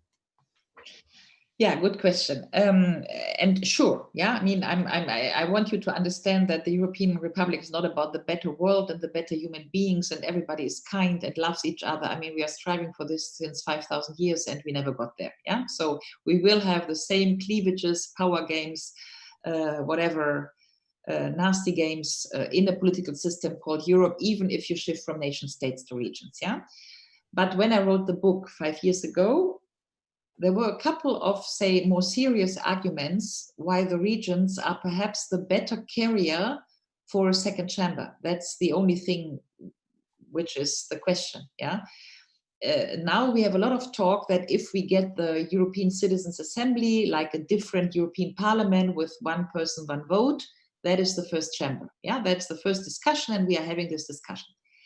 And then there's a lot of talks that we need a second chamber and that the second chamber should be, say, the current states, the current 27 states which are in this second chamber. Yeah, but this would give you a second chamber from Germany to Malta. And it's not really equivoque. Yeah, Germany, Malta, Germany, Luxembourg, Germany, Estonia is a little bit tricky. Yeah, and so there is a rational argument to make that if we are reasoning about a second chamber structure, that the pillars of that second chamber structure should rather be, by the way, I point you to the Heineken regional card, Heineken, the beer, the Dutch beer. He did a card in '92, it's in the internet, Heineken Regions of Europe, you can Google this. And Heineken went back to basically old maps of Europe. And it's true that essentially Alsace, Böhmen, Saxonia, Bavaria, Scotland, Catalonia, Andalusian, even the 7 republics of the Netherlands, yeah, Limburg, Königreich Limburg, yeah, you can see more or less linguistically, culturally autonomous regions in Europe, and there are some 50, yeah, to be simple. You can have 60, you can have 72, you can discuss whether Franken is Bavaria or not, but to be easy, 50. If we are 500 million citizens, and then you divide by 50, then you have basically political entities of 10 million, which copes with what we have. Yeah, for instance, North Rhine-Westphalia, Bavaria, Saxonia, even Denmark, for instance, is more entities of some 8 to 10 million people. And there is social science research that tells you that up to between 8 and 15 million, people tend to not think that they are governed. Up to between 8 and 15 million, like Bavaria, for instance, yeah? People actually think that they have control over the government because they think they have a cousin in government, to be undercomplex, yeah? So whether they have really a cousin in government or not a cousin in government is not important, but they feel they have an aspect of autogestion. And so there is some truth in political entities which are not too big and which can cope with this clientele aspect and which can give people the feeling that the entity they live in, they have a cultural sort of thing which they can feel Heimat. Yeah? And that was the idea, to say, rather than building a second chamber of the future Europe by the today's nation state, why can't we divide it further down and take the existing regions in their linguistic identitarian sort of entities, which are most of the time smaller entities between 8 and 15, as the constituting pillars of the future European Republic. And to give you that last sentence, today's states in Europe, today's republics, like the French Republic, it's nothing else. You have the Bretons and you have the Corse people. But Corsica and Brittany is not the same language and it's not the same identity, but it's also regions building a republic like the French Republic. Germany is nothing else than 16 regions building the German Republic. Italy is 20 regions from Lombardy to Apulia, which are old medieval sort of kingdoms in a way, yeah, and building today's Italian Republic. And in this sort of, I just was thinking, how can I make out of this pattern the constitutive elements of a regional structure which goes for more decentralization, but on the same time fulfills the need of people to find their identity while still having a European umbrella roof. Frans, I think there is time for one more question. Okay, there's one practical question I hope we can solve. Charles van Olle, he asked, would it be possible to repost or repeat the authors and the book titles Ulrike Guerreau gave in the Zoom chat? Thank you. Just that's a practical question, but there's one question about the nation states, if I may. How it's from two other candidates for the national elections here in the Netherlands, Bibi Wielinga and Laurens Dassen. They ask, how will you convince people to abolish all nation states in steps? I have a different, thank you for the question, but I have a different and perhaps more humble vision of what history is. It's a little bit like John Lennon. Yeah, life is happening while you are thinking about it. History is happening while we are thinking how to do it, yeah? And it never happens how we think we should do it, but it happens, yeah? Nobody thought about 9/11, but actually it happened. Nobody was waiting for it, but it changed the world. So history is basically proceeding or processing in game-changing elements. German unification. On 8th of November 89, I would not think that tomorrow we have Germany unified, yeah? I was told 40 years Germany at some point of history will be unified, but on the 8th of November 89, I would not go to bed and think, oh wow, Mr. Honecker and Mr. Kohl did a treaty and now Germany is unified, yeah? But still it happened. So it's a little bit of Hegel, Friedrich Hegel, who's having his 200th birthday. But my thinking is not that I engage in a process in which we, by contract and citizen movement, build a process at the end of which Mr. Rutte and Mrs. Merkel and Mr. Macron sign a contract that they abolish their nations and build a European Republic. This is not going to happen. But the very fact that this is not going to happen in that way does not mean that it is not going to happen. It's like German unification. It was not happening through a contract by Kohl and Honecker, but still it happened. So my discourse and my books are ways to offer thinking, to have something in the shelves for the day X+1. X will come, I don't know when, and I don't know from which angle, but things are not for eternity. At some point, we will need ideas. And the only thing I hope is that when we are day X+1, that somebody says in the shelves, oh, there was this idea that Europe should be based on citizens, on regions, and citizens should be equal in front of the law. And that's what we do now in that moment of time when the Weltgeist of Hegel is opening the window of history. Yeah. And in that way, I offer the thoughts on the European Republic. Thank you. Well, I think we come to 12 o'clock. That was a very nice ending. Thank you very much for your inspiring words. And we have a lot of things to think about and to discuss about. And I like the idea very much that you know, that you have something on the shelf that you can say, here it is, and we can use that. So thank you very much. It was very interesting. We will continue in the Netherlands, but we will say goodbye to you. And I think that's it. I don't know whether you want to. Can I say one sentence more? The euro was precisely like this. The euro was invented in 1970. It didn't come through the door of history. But in 89, German unification happened. There was no way to negotiate the euro. No way ever. Yeah? Delors, Kohl, Mitterrand, no euro. But then German unification, the history window was opening. And because it was opened through a different event, the euro could sneak through the door. So I'm more awaiting the moment in time where the European Republic sneaks through the door. But we do have started. Thank you very much. Thank you so much, Gia. Thank you to all. It was a very wonderful discussion. I'm so thankful that you are all around. Many, many thanks to you. Okay, thank you. Bye-bye. Bye-bye. Have a wonderful weekend. And you.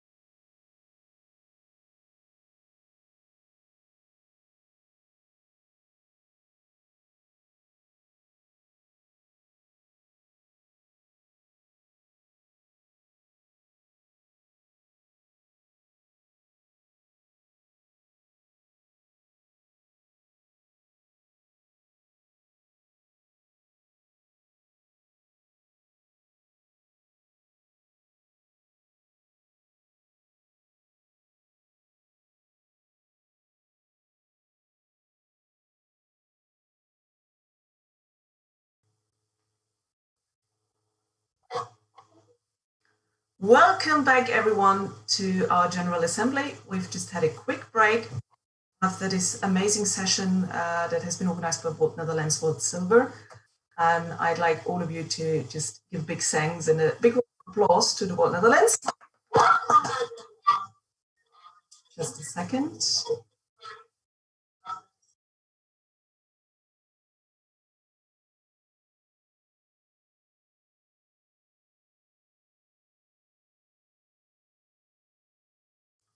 Sorry, that was me. My browser just shut itself down and didn't want to shut up. Sorry, so let's start it again. Welcome back, everyone. A big thanks to the Netherlands and World Silver, and of course to Ulrike. I've enjoyed this talk a lot. It was amazing. I hope everybody is enlightened and refreshed for, rejoining us for the more mundane part of what we're going today. Which isn't quite true, because now we are about to start into the policy proposals. But first of all, a couple of reminders. So the votes are open. Please go and vote on policies and also on the internal regulations. All of these votes will be closing at 2 p.m. Also, we're still having the vote open on adding an additional agenda item. So in case you want to add this agenda item to today's event, vote on that one as well. And this one is going to close at 1 p.m. So vote, vote, vote. All the votes are available open. And just a quick look at the numbers. At the moment, we've got 112 participants on Tasker. So that's a great number.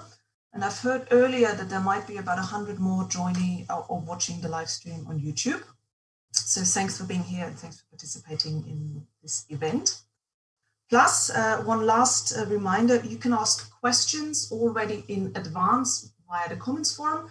Just pick the proposal, the policy proposal that you want to ask a question for or to, and hand it in, valid it in advance. It would help us a lot if you just pose your questions as soon as possible, because we've got a really tight time slot. So each proposal will be presented for about 5 minutes by the initiator. And after that, we've got another 5 minutes, a Q&A, that individual proposal. And ideally, we can just smoothly transition with the questions you've already handed in. That would help a lot. And now, without any further ado, I'm going to hand over to Thor and Ines, who are the first to speak here. Please, one of you take the stage. Thank you, Katharina. I'll have a brief introduction before Ines hands off. We have had a lengthy and new process in place, and you will hear more about this pretty soon. We do ask you that you give us feedback on the first cycle, that you give us feedback on the policy process itself, and on policy development in general. You will find a link on your Tasker page to do so. And Ines?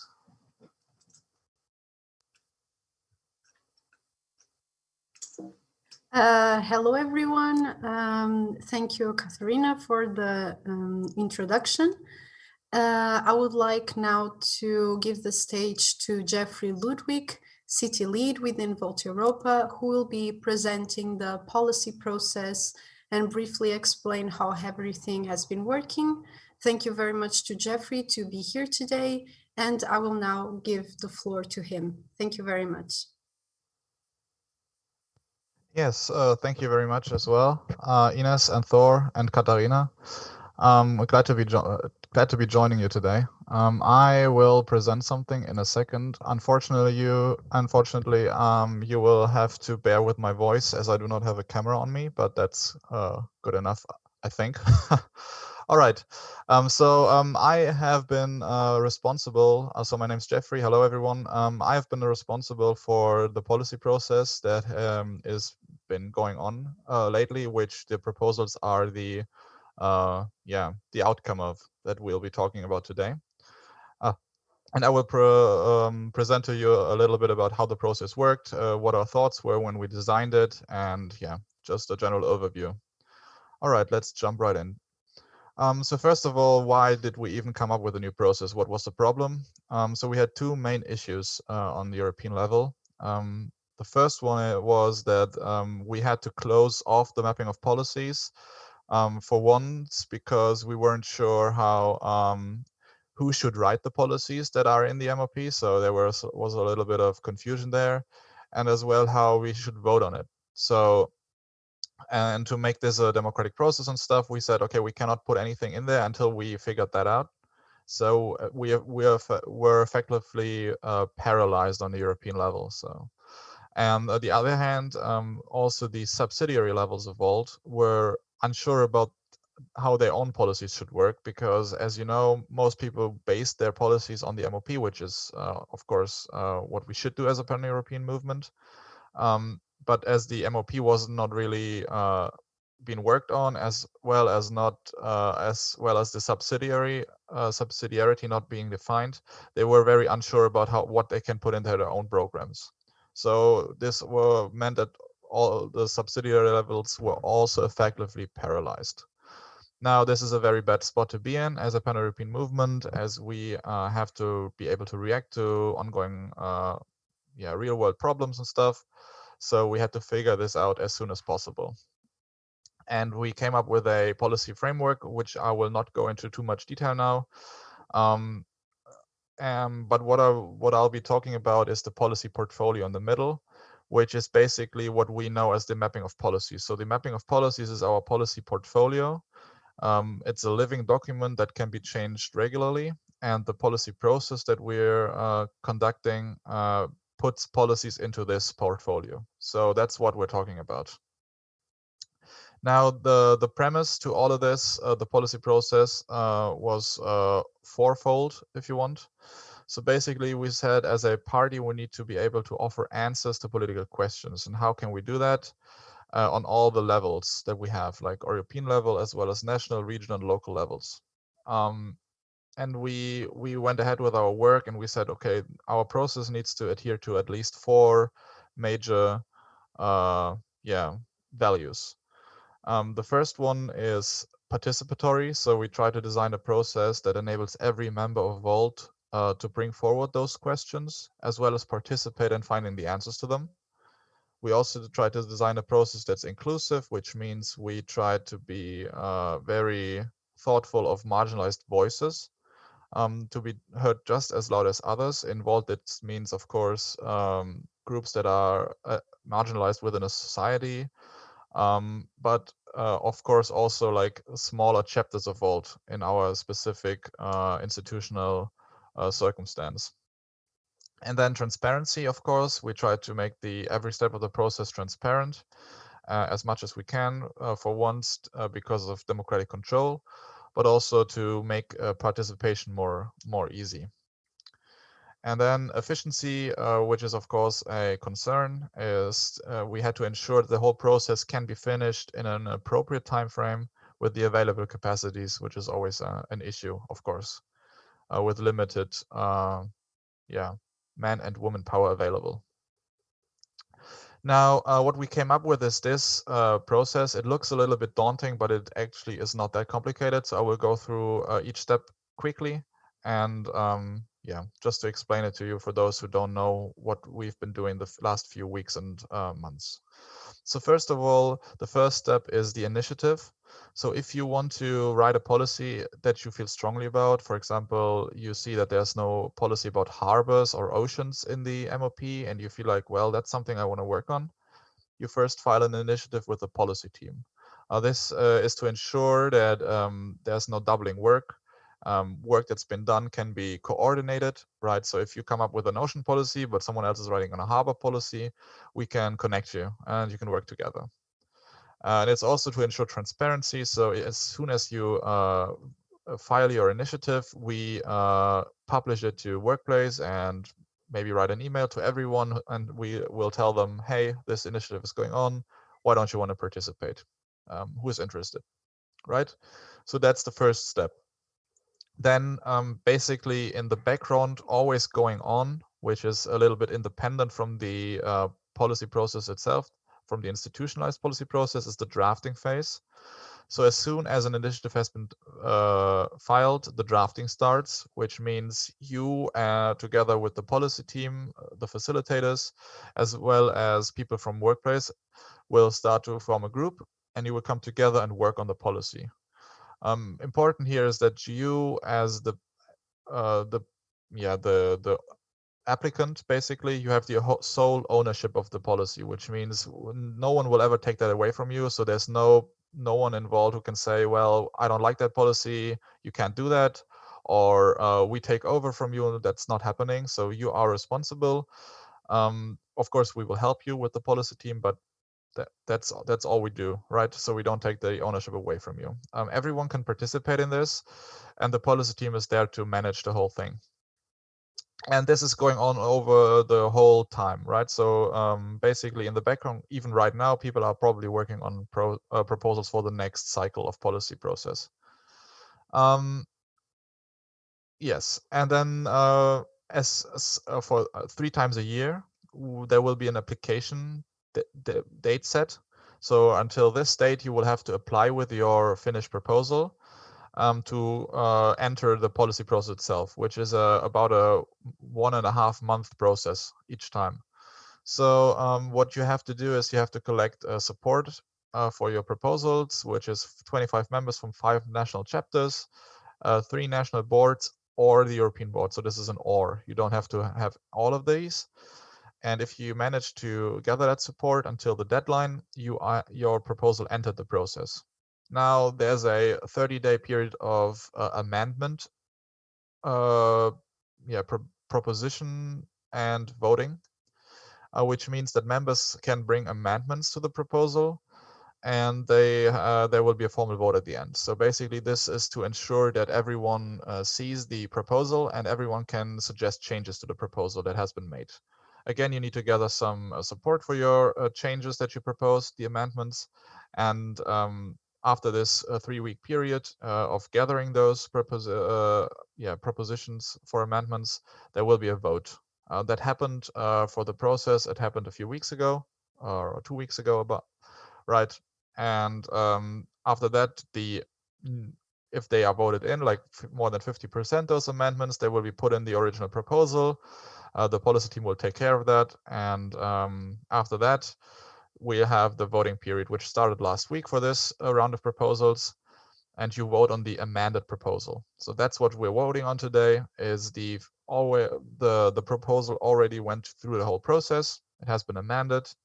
And now you'll vote on it. How the voting will work is very simple again. It's a simple majority, so more than 50%, but at least 5% of members need to be in favor, which means if there's only 100 people voting, it cannot pass. And then there's also a veto right for the country council if the proposal is, I don't know, maybe damaging to a single country, they can try to intervene. But this is only a very, stark option, which we do not expect will be exercised anytime soon. All right. Yeah, that's as much as I can say. And if there are any questions, I'm happy to answer them on Workplace or here as well.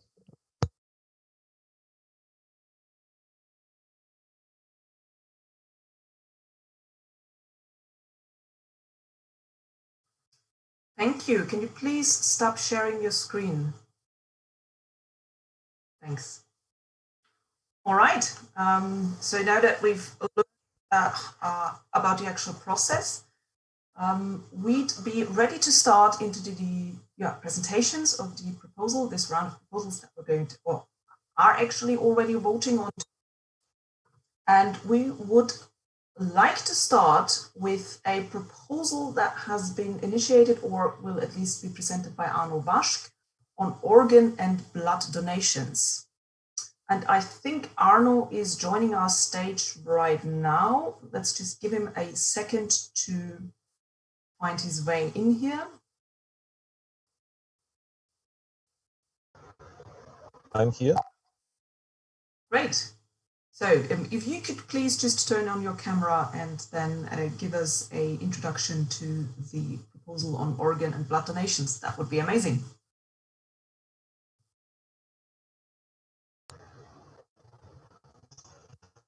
Yes, hello. I have to apologize. I'm in a noisy environment. I'm on train travel, and I just skipped the train to make this presentation, and I hope somebody can hear me anyway. I'm here to shortly introduce the donation proposal, and I have to apologize as well for the confusion which came as it was named organ and blood donation because that was the initial topic of the group, and somehow the title kept, although we only went to blood donation only, because organ donation is pretty complicated and the MOP has already a text for it, and for blood donation there's no text for it.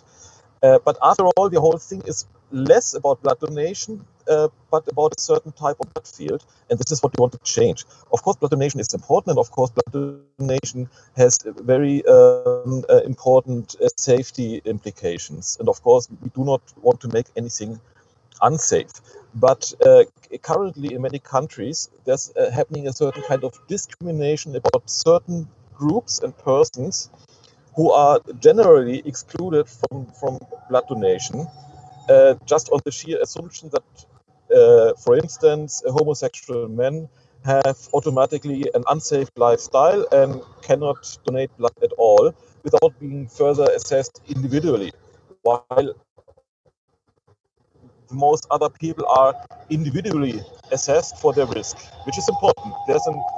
We do not want to change the individual risk assessment, which has to happen before blood donation, since the testing of the blood is never 110% safe. So this makes sense. But what we want to change is that certain groups of persons are ineligible for even the risk assessment just because they are transsexual people and some other of these groups.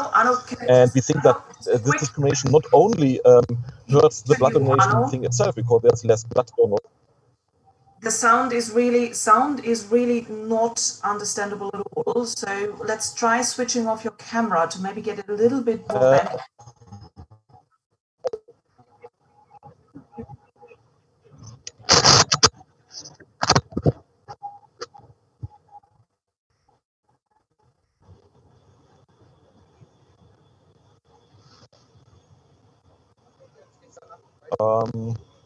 The Zoom thing does not switch off my camera, and I don't know. Aha, okay.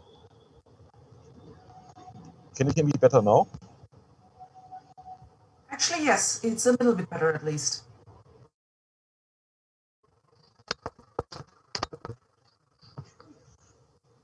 Okay, it's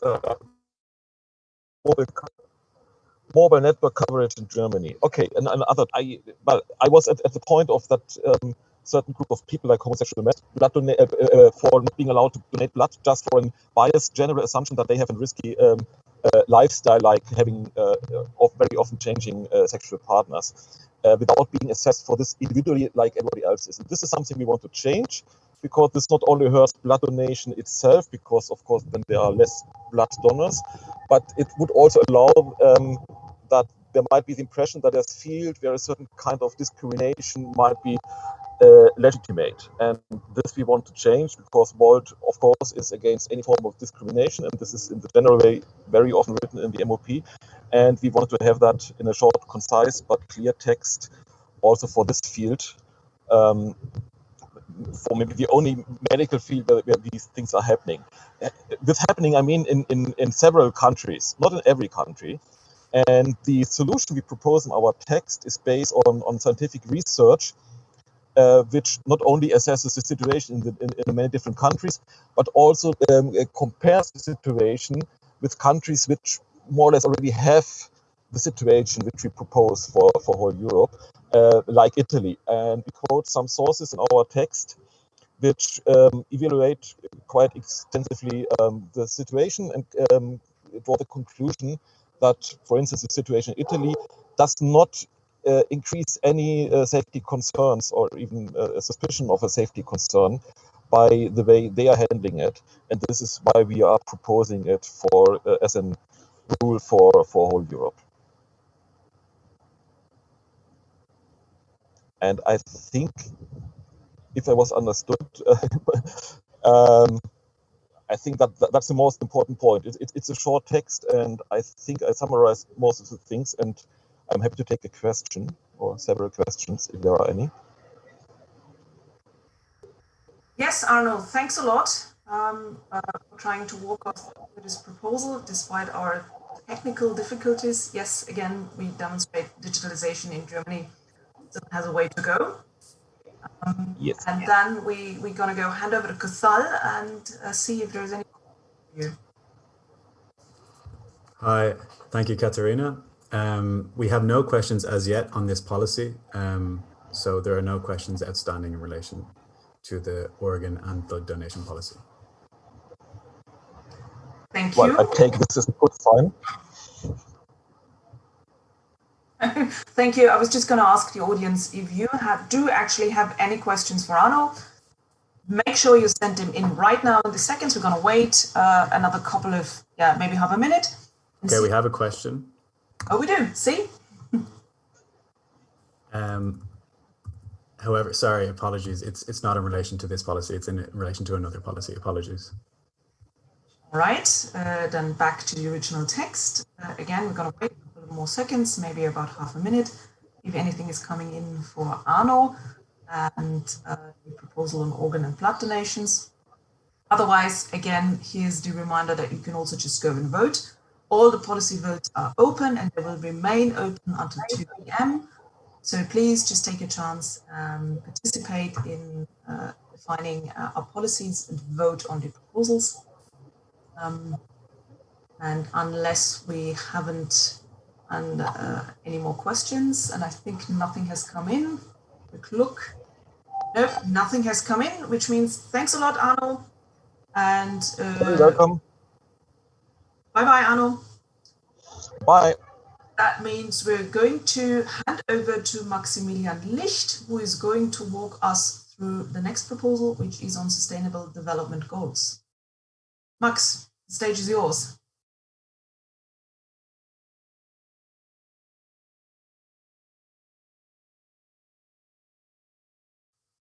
I can see Max on our stage, but he's either not responding or he can't hear us. Let's just give it another couple of seconds.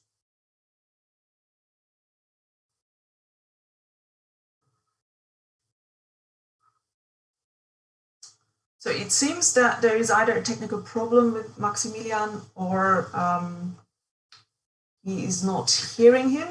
He's not hearing us, which means I suggest that we're moving on to the next agenda item and just postpone Max for the slot after that, hoping that we will have resolved that issue until then. So the next one is actually the proposal on China policy, and we would need Jan Weselin for this one. And Jan is on stage and the camera is working and I'm completely amazed how great this was. Jan, the stage is yours. Let's have a talk about China policy. Thank you very much. Let me share my screen with you really quick.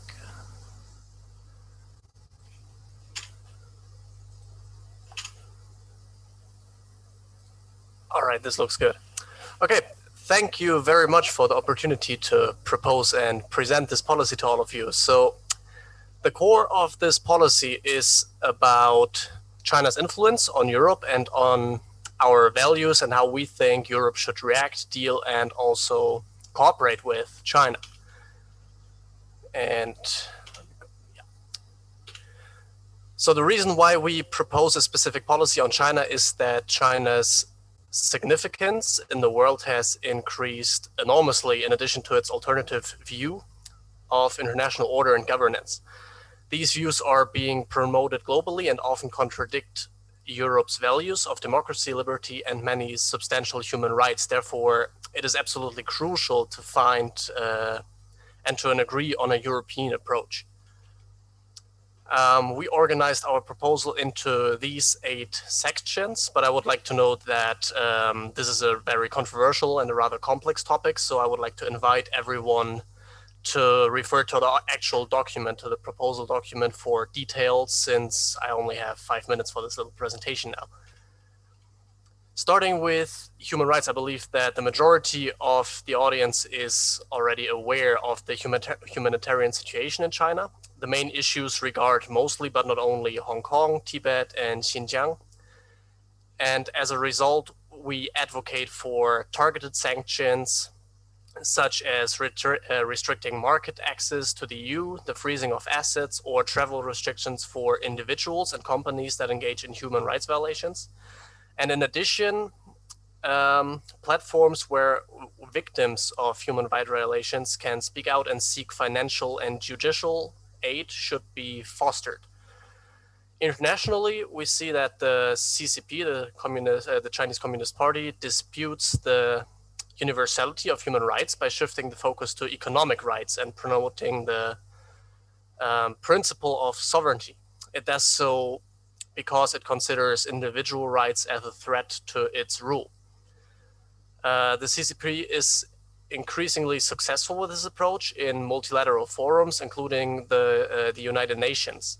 And the US has to use its economic and diplomatic leverage to push back against this development. For climate, we see that China is the largest producer of emissions with 27% of global output. That is a quarter of the whole global output.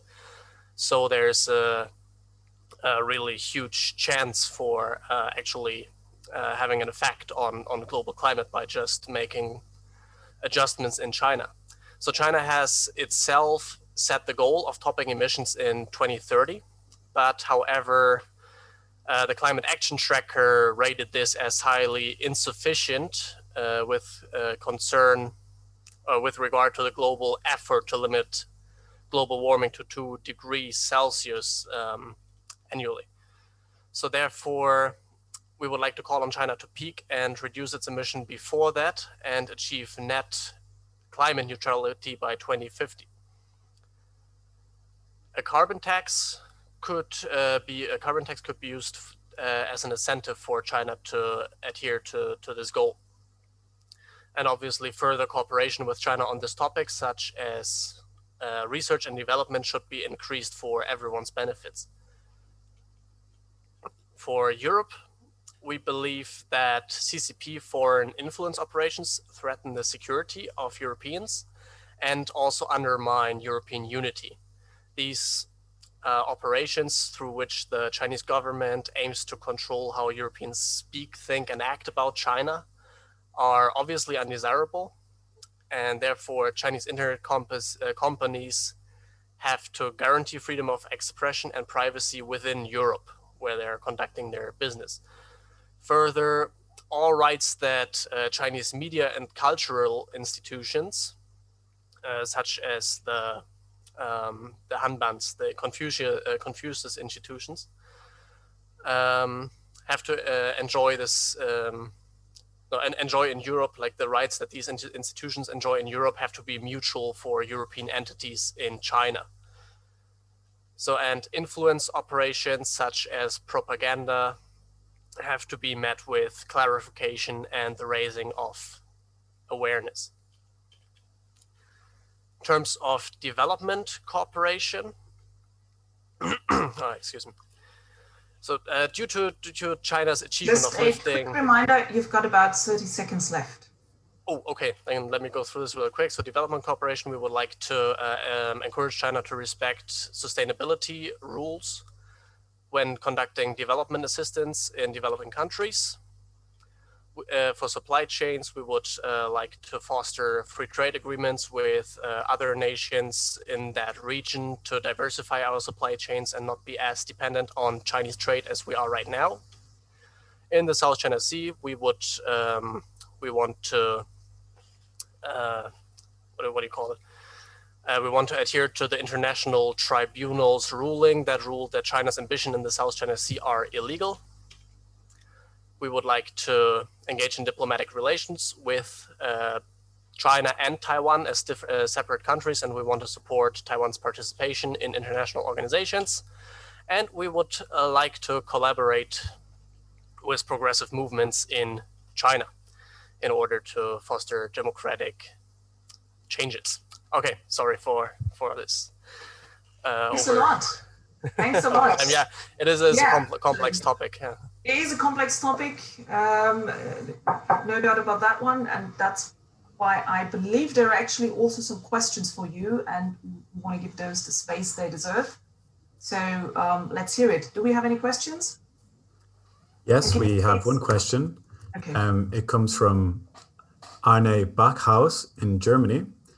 And the question is, I see why some voters feel that there is a need for a China policy. And he asked the speaker, are there plans to set up country individual policies? For example, going forward, should we have one on Russia, on North Korea, etc.? And where do they envisage an end to country-specific policies? We wrote in our policy that we actually think that some points we are raising in our policy might be better off in a general foreign policy, but as of now there is no such policy. So all of the points we raised are with respect to China. And we do not believe that we need a separate policy for every country. But the reason why we created this policy on China is what I said in the beginning, that China is what even the EU already classified as a systemic rival. And therefore, and also due to the complexity that China has, like a lot of Western governments do not quite seem to grasp the complexity of China, which leads to misjudgment and miscalculations. This is why we felt the need to set up this particular specific policy on China. Okay, thank you, Jan. We have another question that has just come in, if I can pose that to you too. It's from Albe Tani from Italy. And the question is, how could the EU impose on a sovereign country such as China? Do you believe to propose an extra tax on Chinese-based companies operating in the EU? By the reading of the proposal, it is unclear to me how you concretely propose to do so. Should Volt try to have such a tax approved by each member state or by the EU as a whole? No, of course we have to go for a European approach there. So I think you are referring for the carbon tax, probably. So where we're saying that we think that certain products where it is clear that China does not adhere to European environmental standards, that there is an extra tax due on these products to encourage China to adhere to certain environmental standards. Thank you. There are currently no more questions. All right, thank you. Thanks to two of you. That means we can actually move on to the next proposal. Thank you, Jan. Your part is done at this point in time. And we try again to listen to Maximilian on the Sustainable Development Goals proposal. Maximilian, the stage would be yours now.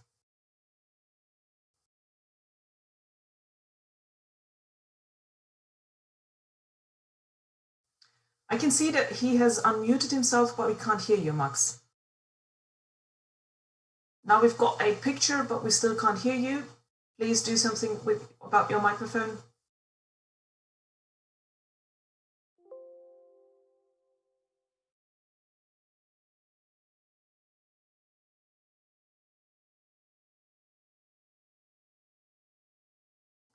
We still can't hear you, so we do see you, but we can't hear anything.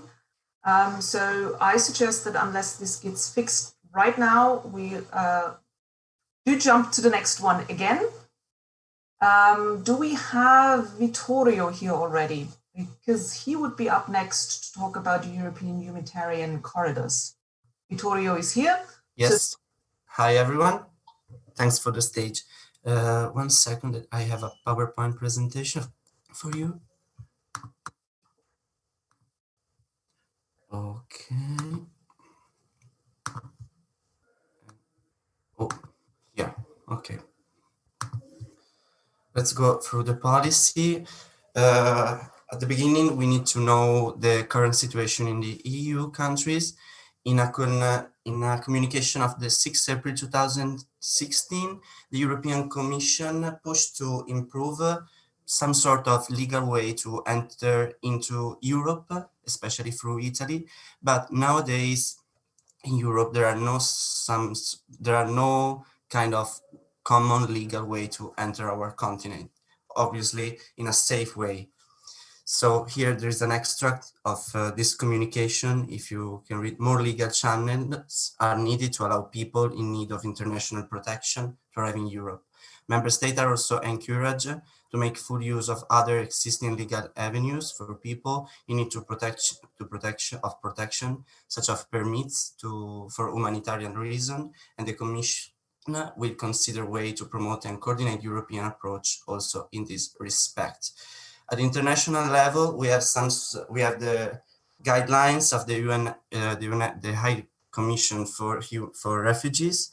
According to the line of action of High Commissioner for the Refugees, there are only 3 legal possibilities, actually, to access the protection: social integration in the place of refuge, repatriation to the country of origins once it's safe again, obviously, and the resettlement in a country other than the first reception country in case in which it later is unable to ensure social integration for the refugees in this territory. The situation actually at international level, it's not so fair because we see a lot of violation of the non-refoulement principle. So we need to improve the current legislation.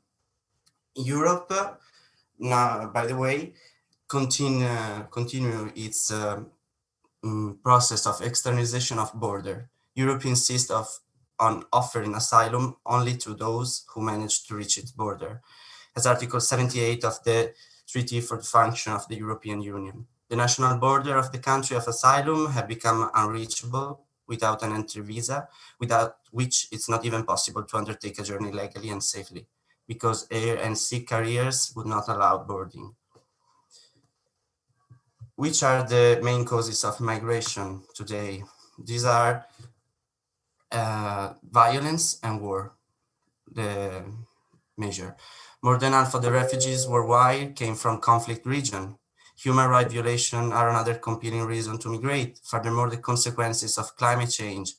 Nowadays we can talk about climate refugees, but not all the countries in the European Union, but also in the international system accept this term. So the project of European humanitarian corridors, our European humanitarian corridors, we intend to create hubs, free zone under the control of the organization international, including the EU itself, which should be placed on the border, on the territory of neighboring state, with state recognized internationally as a stable or involved in internal or international conflict, in order to guarantee a short and safe journey to the interest parties from the program. Alternative, the hub could be located in crucial points in the migration routes. The strategic location would allow to a greater interception of migratory flow. So here we can see 2 types of hub. One is temporary, the one near the country involved in international or internal conflict, and the other one is permanent, located all along the migrant routes. Who can access it? Person from the neighboring country involved in international or internal conflict, person recognized by the High Commissioner for Refugees as deserving it, people who, although not included in the previous point, show a proven condition of vulnerability determined by, sorry. I run. At the end, inside the hub, asylum applicant will be investigated and evaluated in such hub, transport to safe country, including non-European one. The preference for international organization is dictated by the desire to avoid and repress the degradation and cases of exploitation, such as the Libyan camp nowadays. The implementation of the project on the humanitarian corridor will be financed depending on the operating entity with the fund of the organization, also with the EU fund. Thank you. Thanks a lot. You actually sticked exactly to your 5 minutes by now. We've got some time for questions. Do we have any questions for Vittorio? Yes, we have one question so far that has been submitted via our online platform for questions, and it's in relation to, yes, the humanitarian corridors. It's a long question, and it's from Paul Löper from Germany, and he writes, I think that this policy goes in the right direction. There needs to be safe routes in Europe.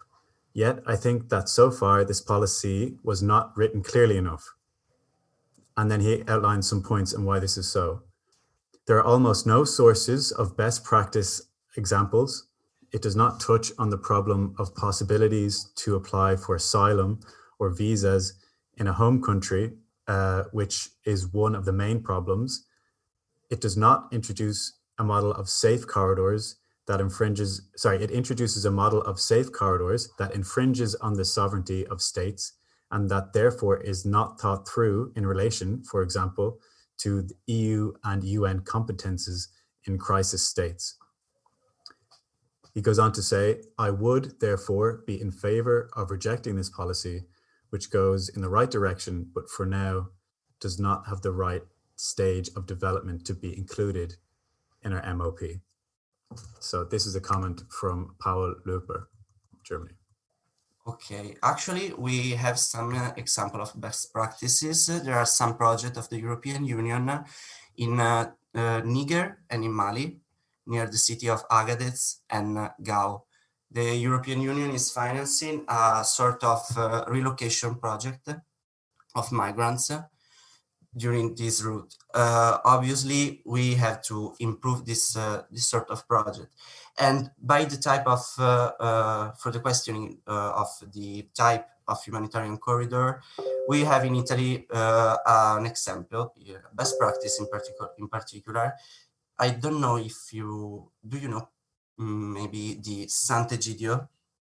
It's an ONG which is involved in this type of in this type of action. Every year, Sant'Egidio brought in Italy, I think around 200 persons from Syria this year. So I think that the basis we have some basis, but we need to improve it. And yes, actually the European Union don't have the competencies, but I think we need to give it to her. So it's also Vault project. So thank you very much. There are currently no more questions in relation to the humanitarian corridor policy. Thank you. All right, thank you so much, Vittorio. That was it for you. And that means we're going to move on to the next proposal. And we're calling out to Xenia to talk or to introduce us to EU foreign policy up next. Xenia, the stage is yours.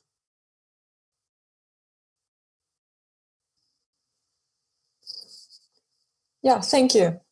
Thor, could you please share the presentation? And hello to everybody, sorry.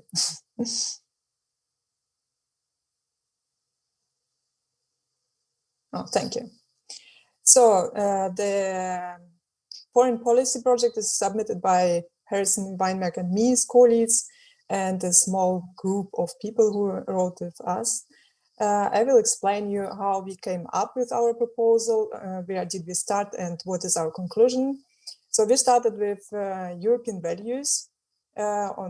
These are human rights, European security, commitment to multilateralism, international aid, environment and cultural heritage.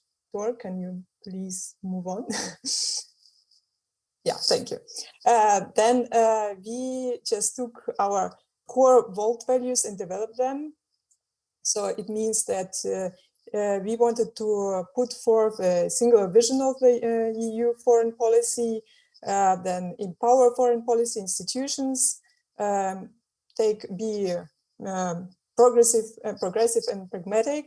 So it means like to take informed approaches and taking into account evolving circumstances. Then we regarded where we are now in 2020. So EU further resembles a federal state. We have 450 million citizens. We are second in defense spending, and we are the largest single market in the world.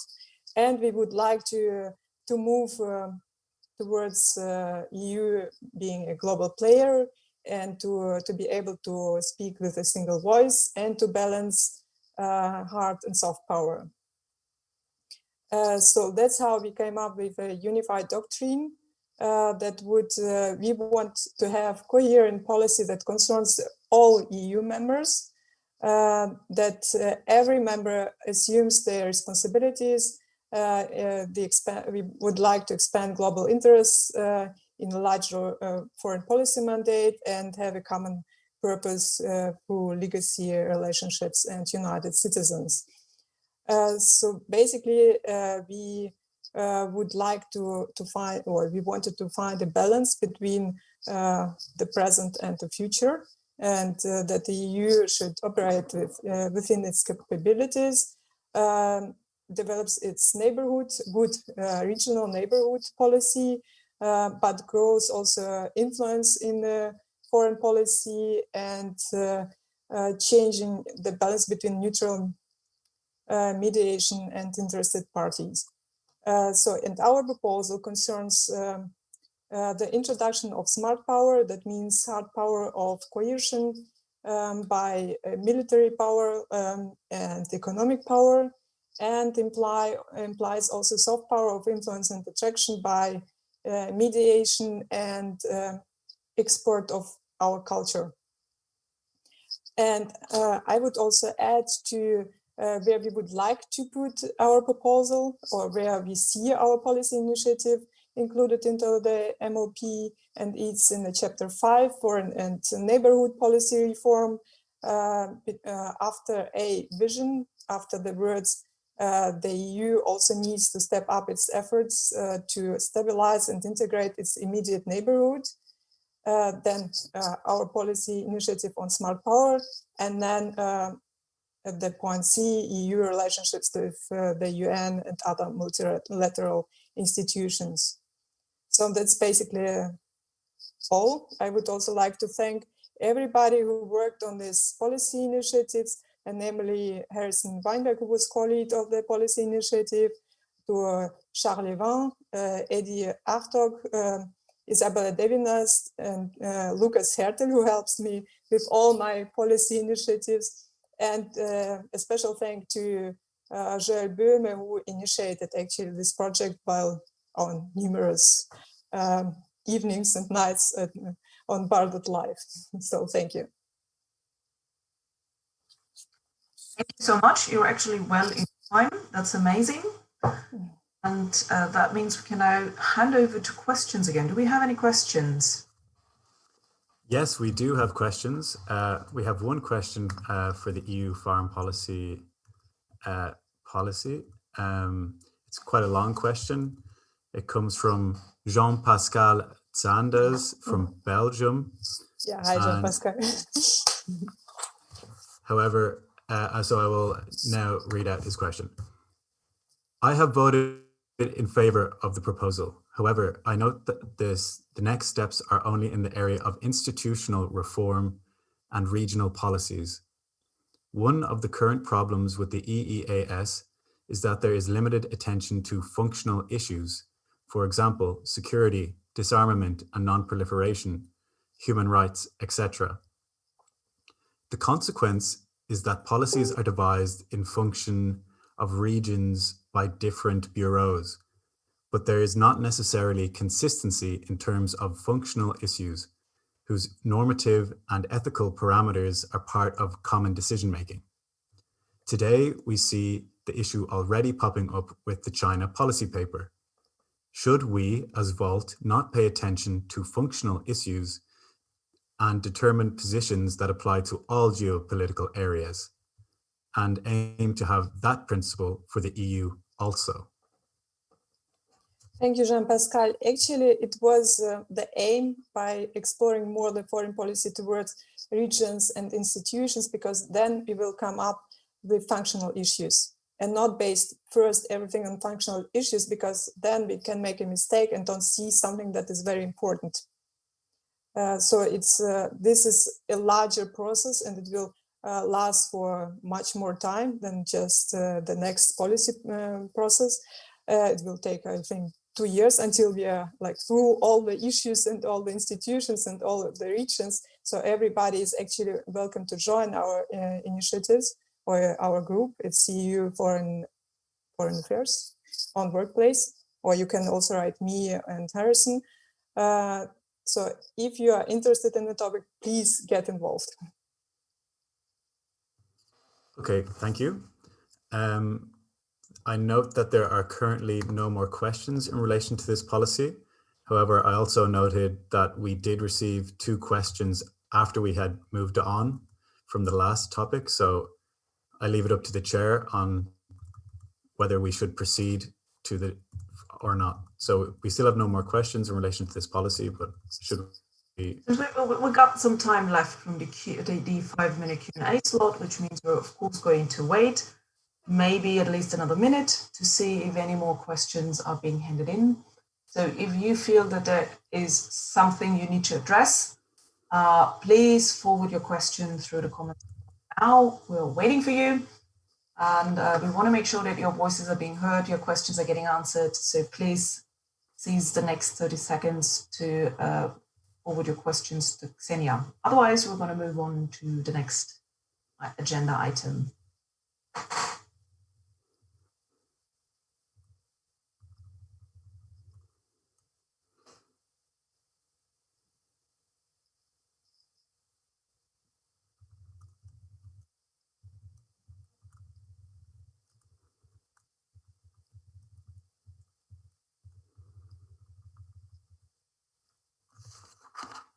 So far, no more questions have been handed in.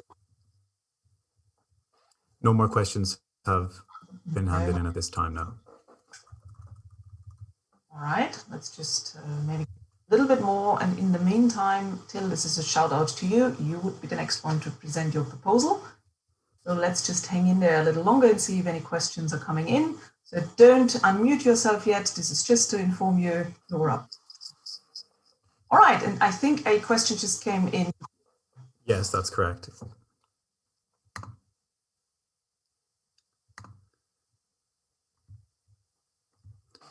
So we have a new question that has been submitted by Benedikt Hielscher of Volt Germany, and he has a comment. The comment reads, I recommend to not adapt the proposal at this time. It goes in the right direction, but it's neither concise nor precise.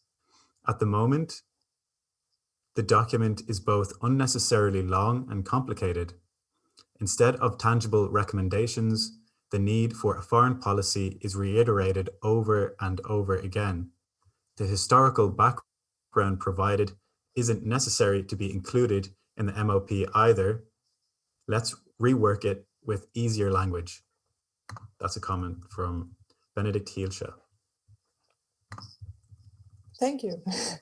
I won't react right now because it's, yeah, for sure, it's the first step into the right direction, I would say. So you're right on this point, but still I would already adapt it because it's the main principle that we will be based on working further on the issues. And it can be already included into the MOP, because then we can solve any problem based already on this approach. All right. Okay, we have 2 more. Do we have time to take 2 more? The first one is in the questions, that one is in split. The second one from Severin, we can actually take, yes. Okay.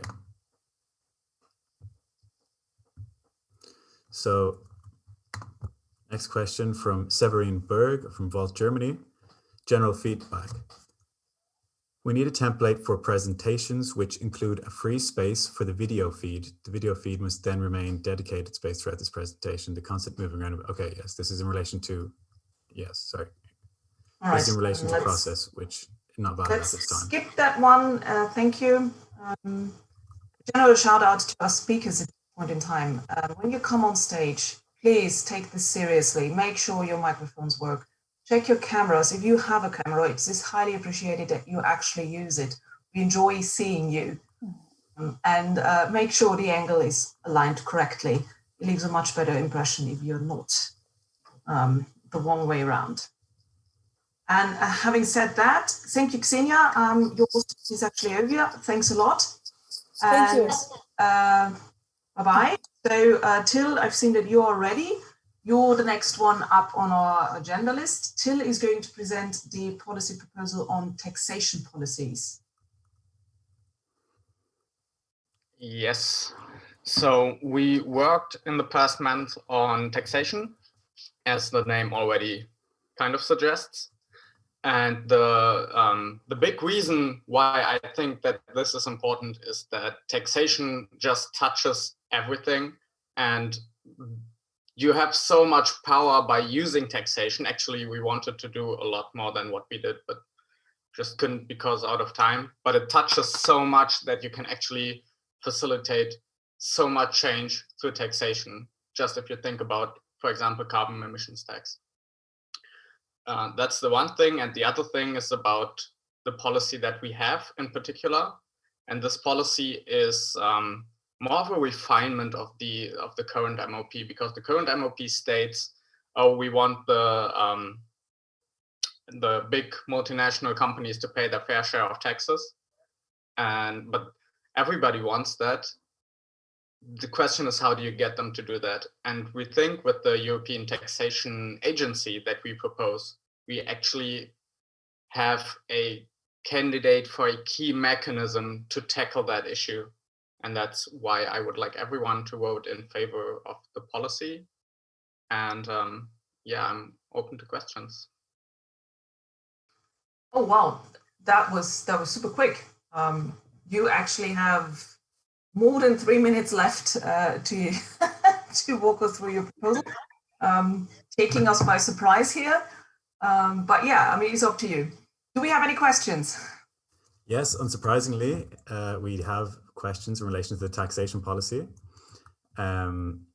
So I'll start with the first one, and I remind all delegates to submit their questions online before the end of this question and answering session to be read out. First question comes from Stefan Meyer from Volt, Germany, and it is a comment. If you propose a European tax authority for companies with 50 million revenue, you would rob many communities in Germany of their most important tax, since they get a good share of the corporation tax in Germany. Even your exemption, which outlines that the company needs to make revenue in at least 2 countries, is probably valid for many of these corporations.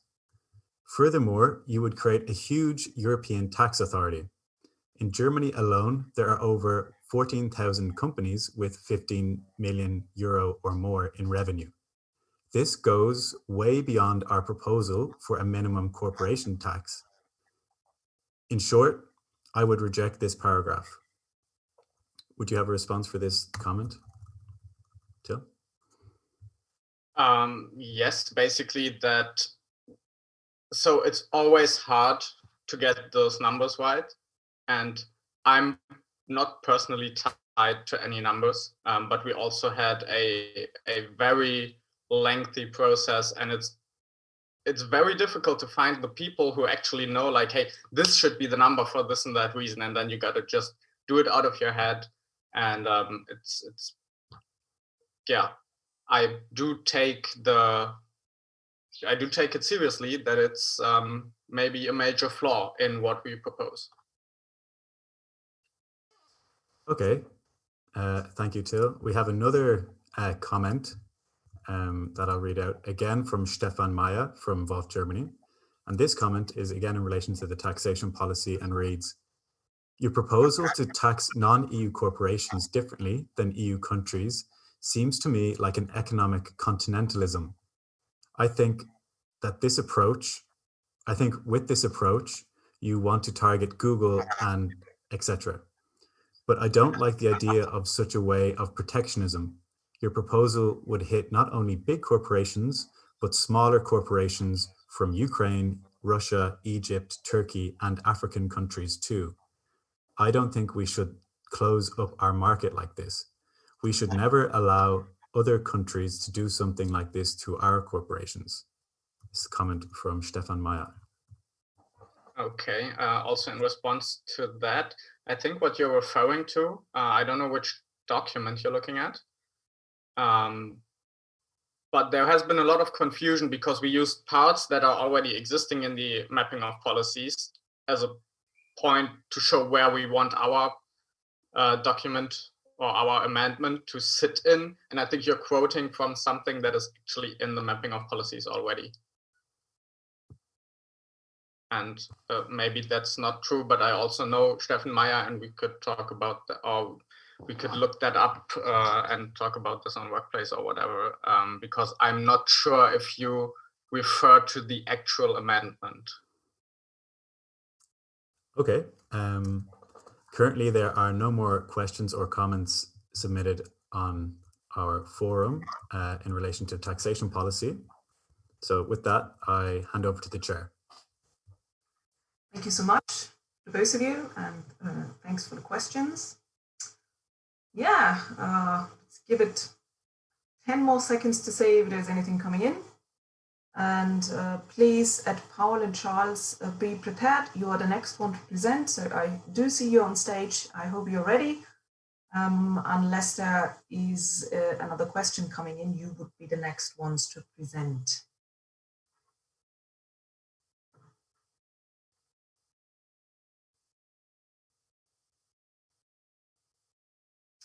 And it does seem like there aren't any more questions for taxation, and our Q&A slot is closing down anyway, which means that's it for taxation. And we're heading over to the next agenda item, which is refining our stance on nuclear energy. We've got Charles. Please, the stage is yours. Hey everyone. So yeah, this is our proposal with regards to nuclear energy. You might be having a little bit of a feeling of déjà vu because this is something which we already voted on in our previous GA. So this, to give you a bit of context, is a joint proposal by the French and German board with the appreciated support of the UK board. So this is our proposal with the three of us. So you might remember from the last GA that there was a little bit of confusion and the phrasing of the policy was open to misinterpretation. The current policy can be interpreted as stating that we are in opposition to phasing out nuclear energy until we reach full carbon neutrality. This is obviously something which many German members would feel passionate about because when it comes to nuclear energy, Germany is already phasing it out before having reached carbon neutrality.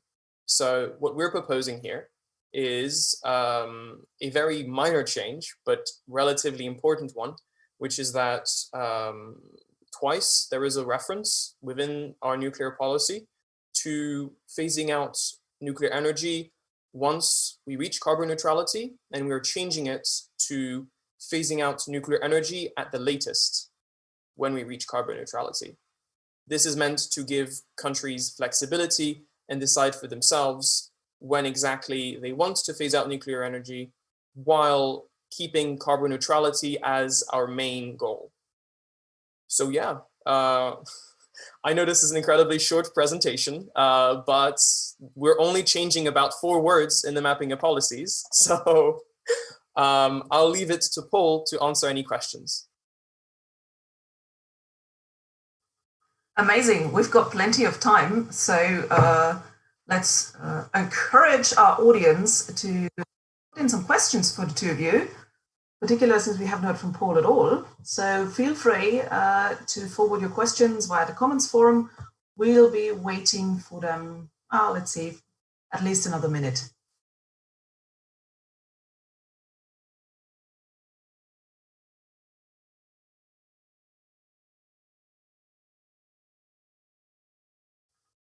And since we're still waiting, just a shout out to Max. You would be the next one. We'll give it another try to hear your presentation. So please stand by.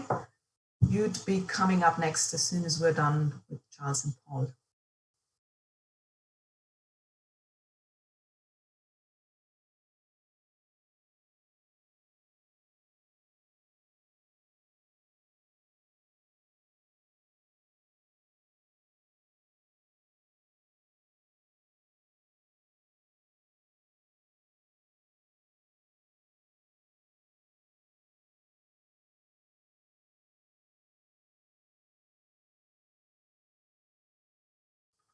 Nothing seems to be coming in right now, and that was exactly a minute.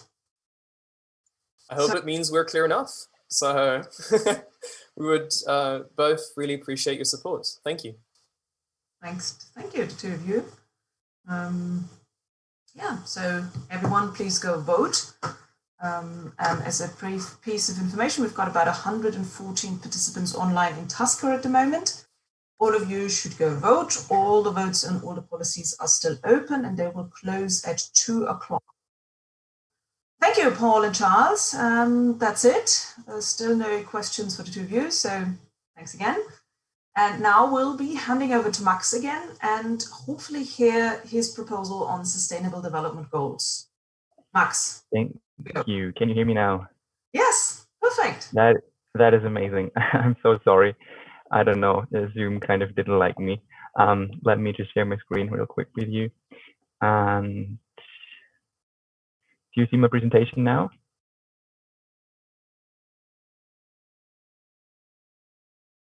Just a quick shout out. Can you see my? Yes? We can see you fine. We can hear you. Just go ahead. Okay, perfect. All right.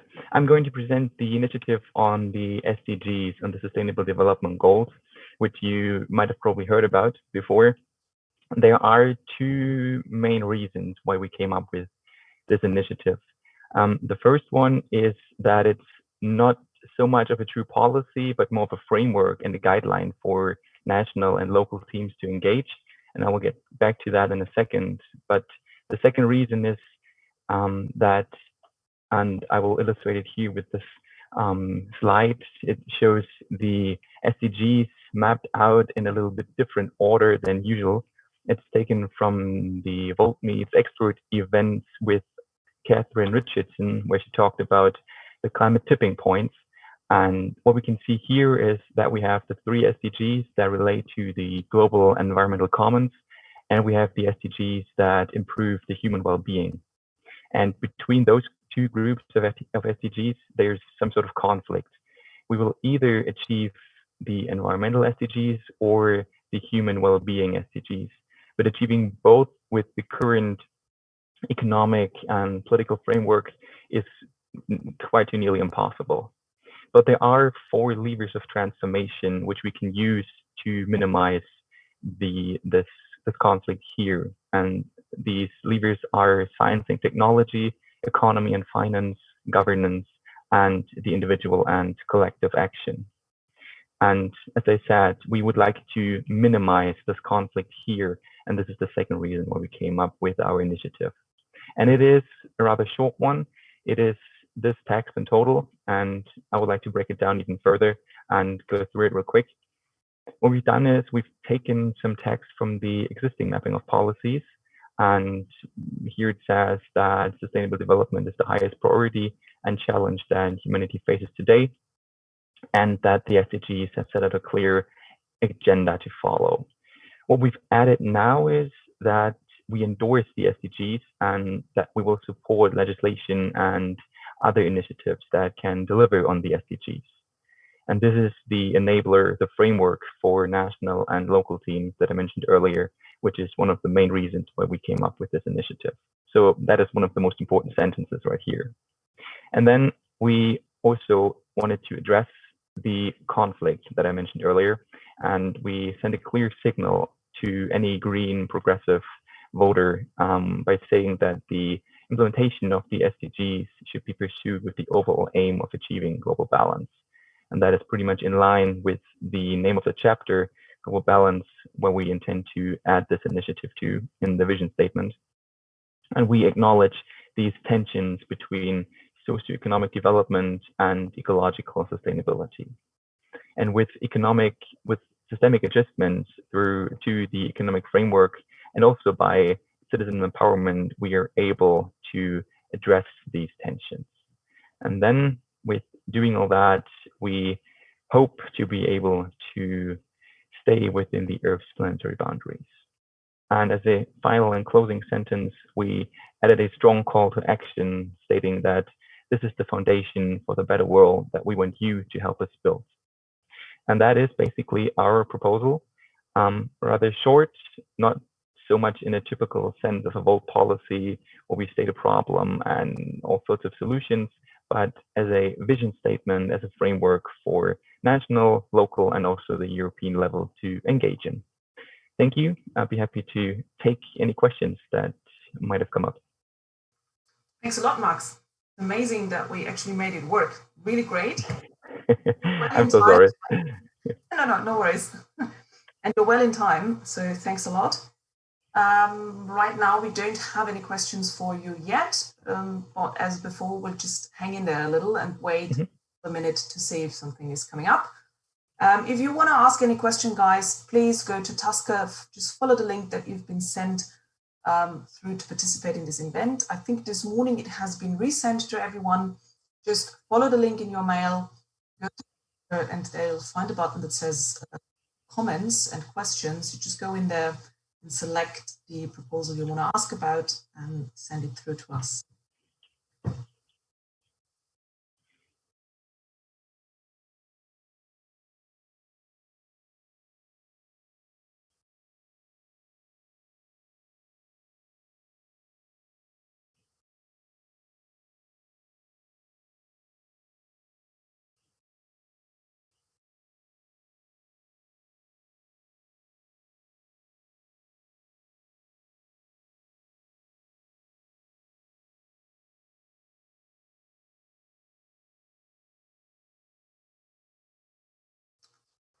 Right, I think you can actually stop sharing your screen because we haven't received any questions yet. So let's just a bit more time.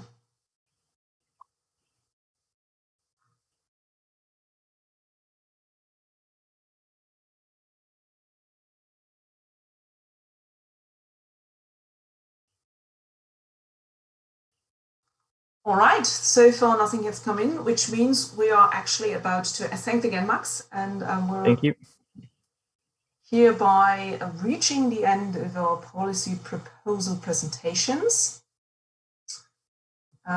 which just leads me to reiterate that you should go vote. The votes are still open until 2 o'clock. And sorry to interrupt, but we do have a question that has come in on sustainable development, where it's possible to still take.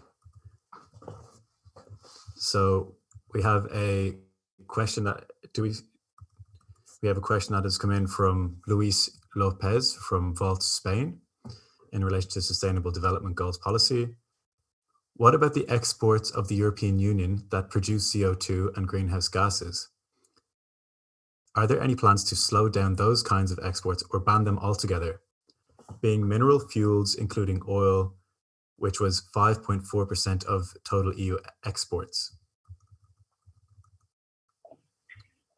I think that question goes far beyond our aim with this initiative and would be much more suited to the Energy Transition and Climate Change group that has worked out the initiative that we have seen at the prior GA. And I think it's also covered in there with import and export monitoring of carbon emissions. So I don't really have an answer from our initiative to that question. Thank you. Thanks a lot. Then now it's out. So any questions that come in after we've said they were out are actually out. So I do see that there is more coming in, but sorry guys, it's over now. We've really left enough time to send it through. And I'm trying to reinforce you've got about half an hour left to actually go and vote on each of the proposals. Please do so. And they're all still open until 2 o'clock, with the exception of the vote on the additional agenda item. As you may remember, we've been handed in an additional item, the suggestion to actually put it on today's agenda. You've been voting on this one until 1 o'clock, and we've got the results in. The team has informed me that the vote on whether or not to accept the additional agenda item has been declined. So apparently we would have needed a quorum of at least 200 participants, which we haven't reached. So there's a grand total of 165 votes, and that's not enough to put the item on today's agenda.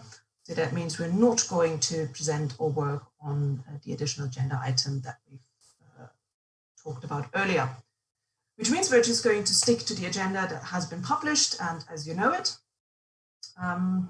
which means you are going to vote until 2 o'clock.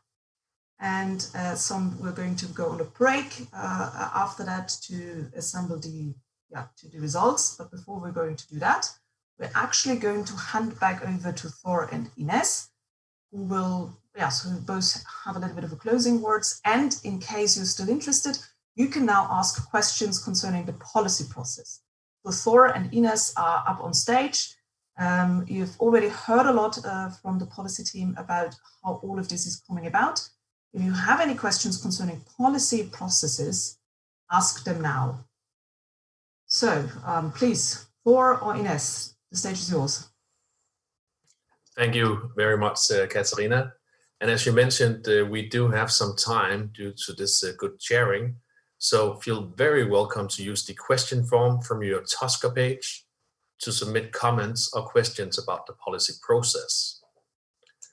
And as for the policy process, we have just been through the first cycle. The application deadline was on July 27th.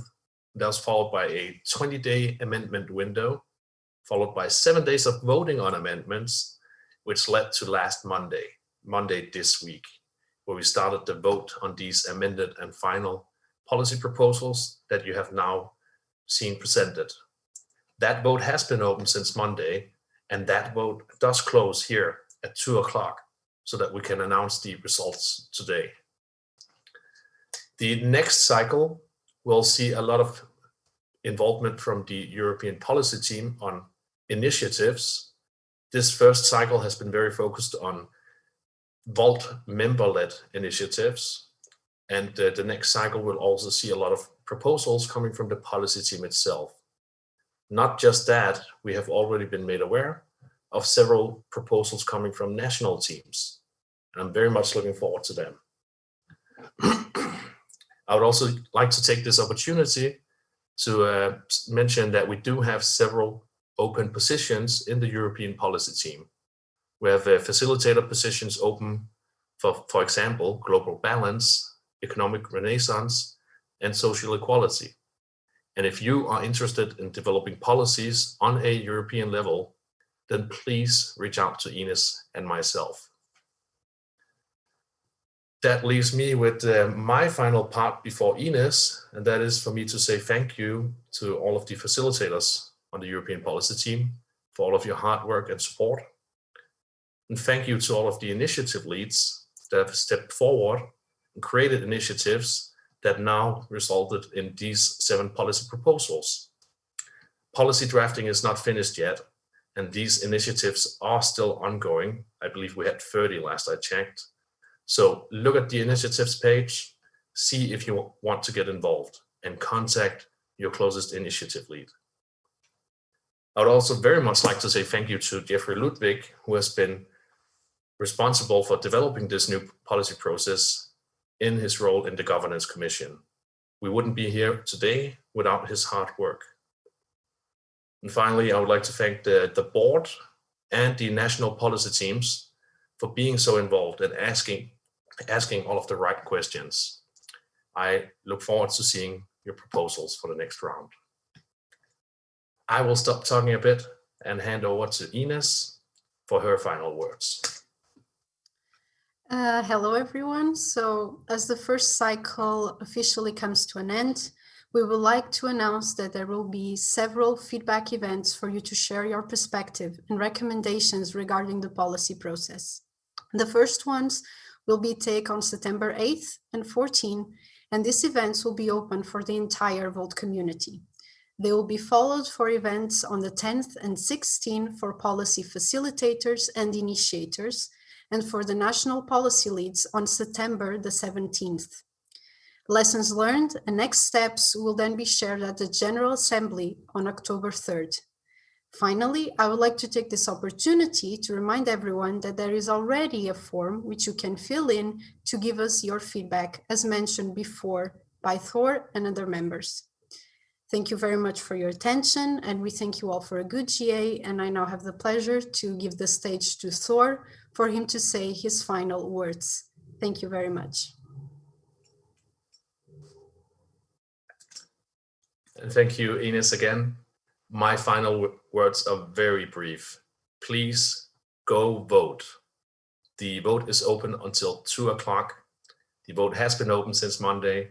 This is your chance to accept or disapprove these policies, or perhaps even to abstain. I believe we also have the floor open to receive any questions that you might have. And you can see the question submission form on your Tusker voting page. It's at the very top. It's called Submit a Message, if I'm not mistaken. Submit a question or comment.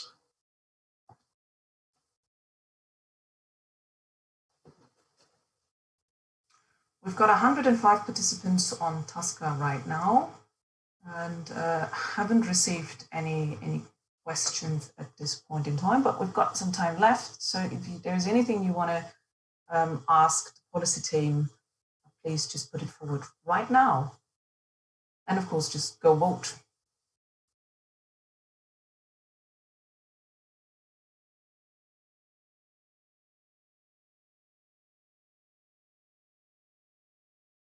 So we do have 2 questions that have come through.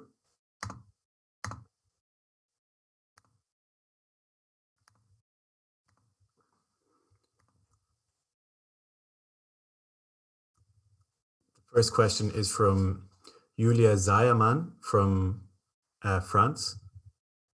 And she has a comment in relation to the policy process. Personally, I don't have time to read up a lot on each policy topic in advance.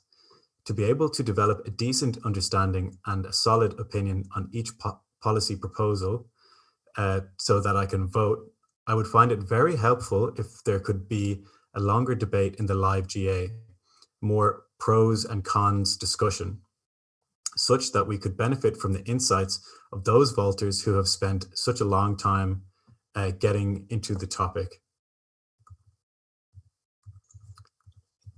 Julia has another, so Thor, would you want to respond to this? Yes, thank you, Julia. I would also very much like to see more debate during the live GA. This has been both an extraordinary GA and a voting event today. And we will have separate voting events in the future. But on top of that, we will also have more pan-European policy debates outside of these cycles. The cycles themselves do not dictate when we're going to write policies, how we're going to write policies, or when we debate. So we would like to encourage continuous policy debate at any time, not just leading up to these cycles. These cycles are your opportunity to get your policy proposals into the European policy portfolio, also known as the MOP. And just to include that, Julia Zayerman did include an extra note to say that she wanted to thank you and everybody who put so much time into the process of the policies herself. She says she forgot to mention this in her previous comment, so she thanks you all.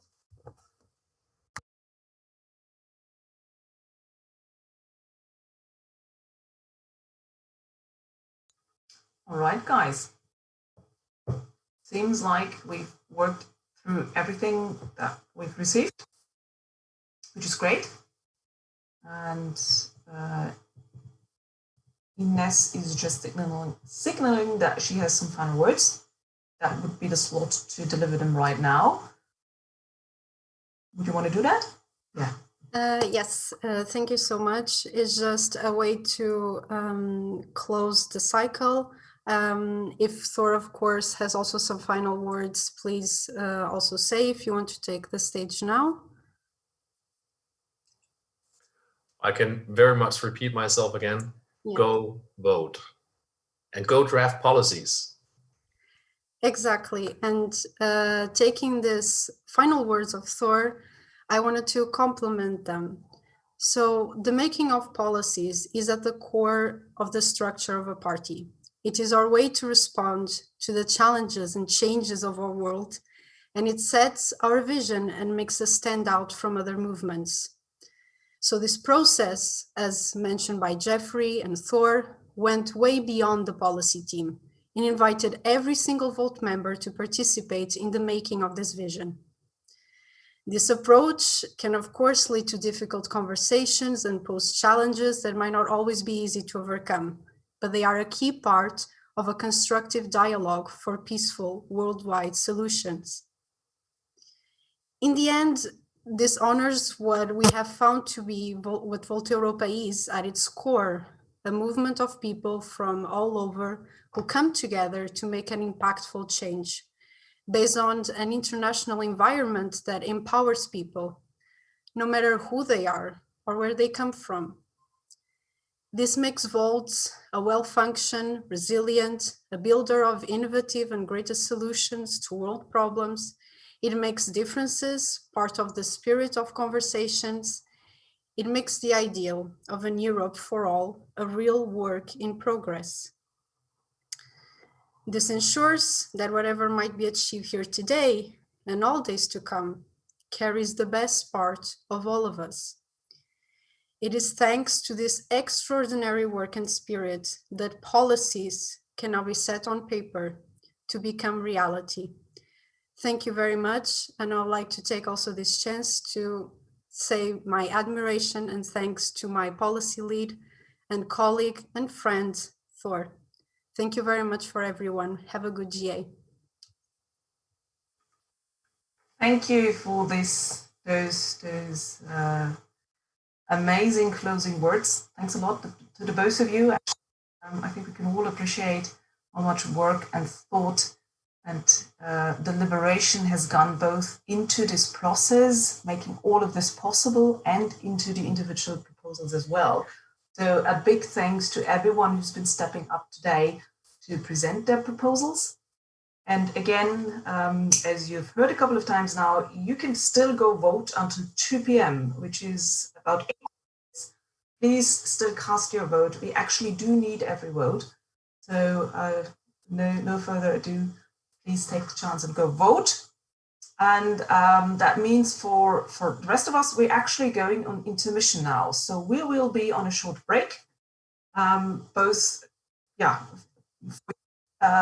go vote, and then for us to actually go through the results.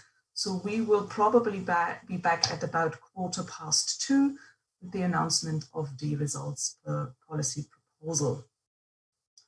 Yes, and that's it for the moment. So dear tech team, please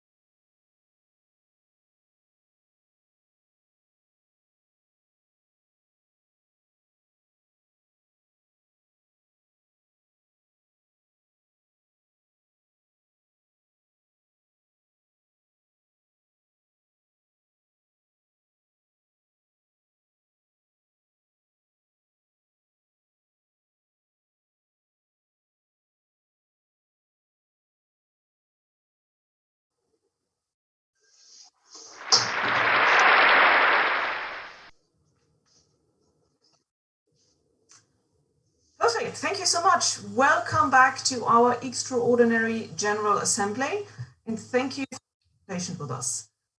We're back a little bit later than announced because we've been making sure that we've got all the votes in and that we've got numbers right. So yes, it just took us a little bit longer to walk through all the stuff, but here we are. We've got preliminary results, and I'm going to walk you through all of them right now. Please note that there might be slight changes to the actual numbers, and yeah, the official result will be just as usually published later on in written form by the General Secretaries of Europe. But now, without further ado, let's get started. So first of all, the internal regulations. So we've asked you 3 questions, or we've given you 3 amendments to vote on in terms of the internal regulations. The first one was, should non-executive directors be able to hold subnational level public offices? This one has been approved with 173 yes to 52 no votes. The second question was, should executive directors be able to run for office and campaign?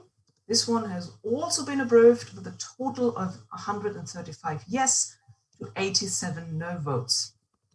And the last amendment to vote on was, should non-executive directors be able to run for office and campaign?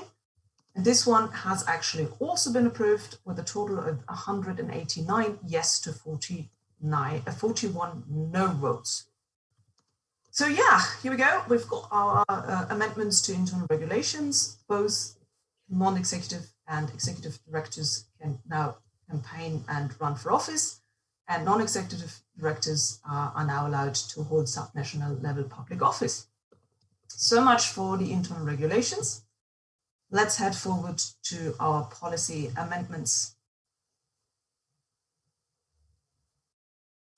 Just a second, I've lost the right space in the chat because there's too many messages coming in. Could you just please stop messaging in the chat for a second so I don't lose the point to read from? All right, let's start with the policy proposals. The proposal on policies, European humanitarian corridors, has been approved with a total of 207 yes to 32 no votes. The proposed amendment on sustainable development goals has also been approved with a total of 237 to 14 no votes. The proposed amendment on China policy has been approved, again with a total of 219 yes to 31 no votes. And the proposed amendment on organ and blood donations has been approved with a total of 225 yes to 10 no votes. The next proposal on EU foreign policy has also been approved with a total of 204 yes to 22 no votes. And the next one up, European taxation, this proposal has also been approved with 214 yes to 43 no votes. And last but not least, the proposal on refining our stance on nuclear energy has also been approved with a total of 237 yes to 15 no votes. That's amazing. So actually we've gotten through with all our proposals and all of them have been approved. So there we go. We've got a number of substantial and meaningful changes to our policies, and Chris is now going to publish what I've just announced on Tusker with the preliminary results and the preliminary numbers right now. So Chris, if you haven't done it yet, please just put it out there. And yes, by and large, I think this is the official part, the working part of today is over. Thank you so much. Thank you for participating. Thank you for casting your votes. You've actually helped a lot and supported this party a lot by making the time today and voting on some really substantial stuff here. And as I've mentioned before, the final results will be sent out to everyone by the General Secretaries as soon as possible. I think that's it. So we've got Valerie here for some closing words, and that would be about the time for you to take over, Valerie. Thanks, Katharina. What a day. Thanks everyone for staying on and following our extraordinary GA online today. I think this GA is an amazing example of how European collaboration can work when we are united by a shared purpose and mission. And I have to say, in the past weeks and months, I've been pretty sad to see so little of our community and teams due to Corona. But it is moments like this when I imagine everyone to sit in front of their screens, to contribute to our cause and to work for our shared future, that makes me really joyful and especially hopeful for our future, because there's people like you who care and who engage. So we must not stop dreaming of Europe and the world being a better place, and we must not stop to challenge the status quo to its core, so we can come up with solutions and a better way of doing things. And so that in our future and the ones of the next generations, we leave a society behind that feels worth to be part of, and where people are empowered to shape their way of living and be captains of their lives. In our vision of society, we are all being given the chance to be active shapers of our society, because, as we heard from Ulrike Giraud earlier today, it is fundamental that we go beyond our individual aspirations and think and shape our common and shared good. So this is the point when I want to mention the people that put all their energy and time into the success of this GA and put their own lives on hold for it, and really put a lot in the common good for Volt today. So this is the policy team with Thor and Ines as their leads. Thanks a lot. It's our events lead, Chiara and Christopher, who did an amazing work, and Christopher obviously also as a chair. It's also our other chairs, our main chair Katharina and co-chair Carl. Thanks so much for guiding us through today. Really amazing work how you got this running, especially in the background. Our legal lead, Anna Maria, who's really in charge of checking everything and making sure we are all good with our legal regulations. So thanks a lot. It's our tech team with Philip and Jose, who prepared everything so you could vote online on our Tasker and also engage in the Q&As and so on. It's Sebastian and Anna who were really also in charge to make this happen. So you could see everyone and actually follow the GA. And last but not least, it's obviously our general secretaries, Leonard and Anouk, without whom we would not be orchestrated, and probably not, without whom would probably not happen a lot. So thanks so much. And I hope now that all of us in the next weeks and months will support our local and regional campaigns across Europe, wherever we are. And I wish you all a fantastic weekend, and vote Volt.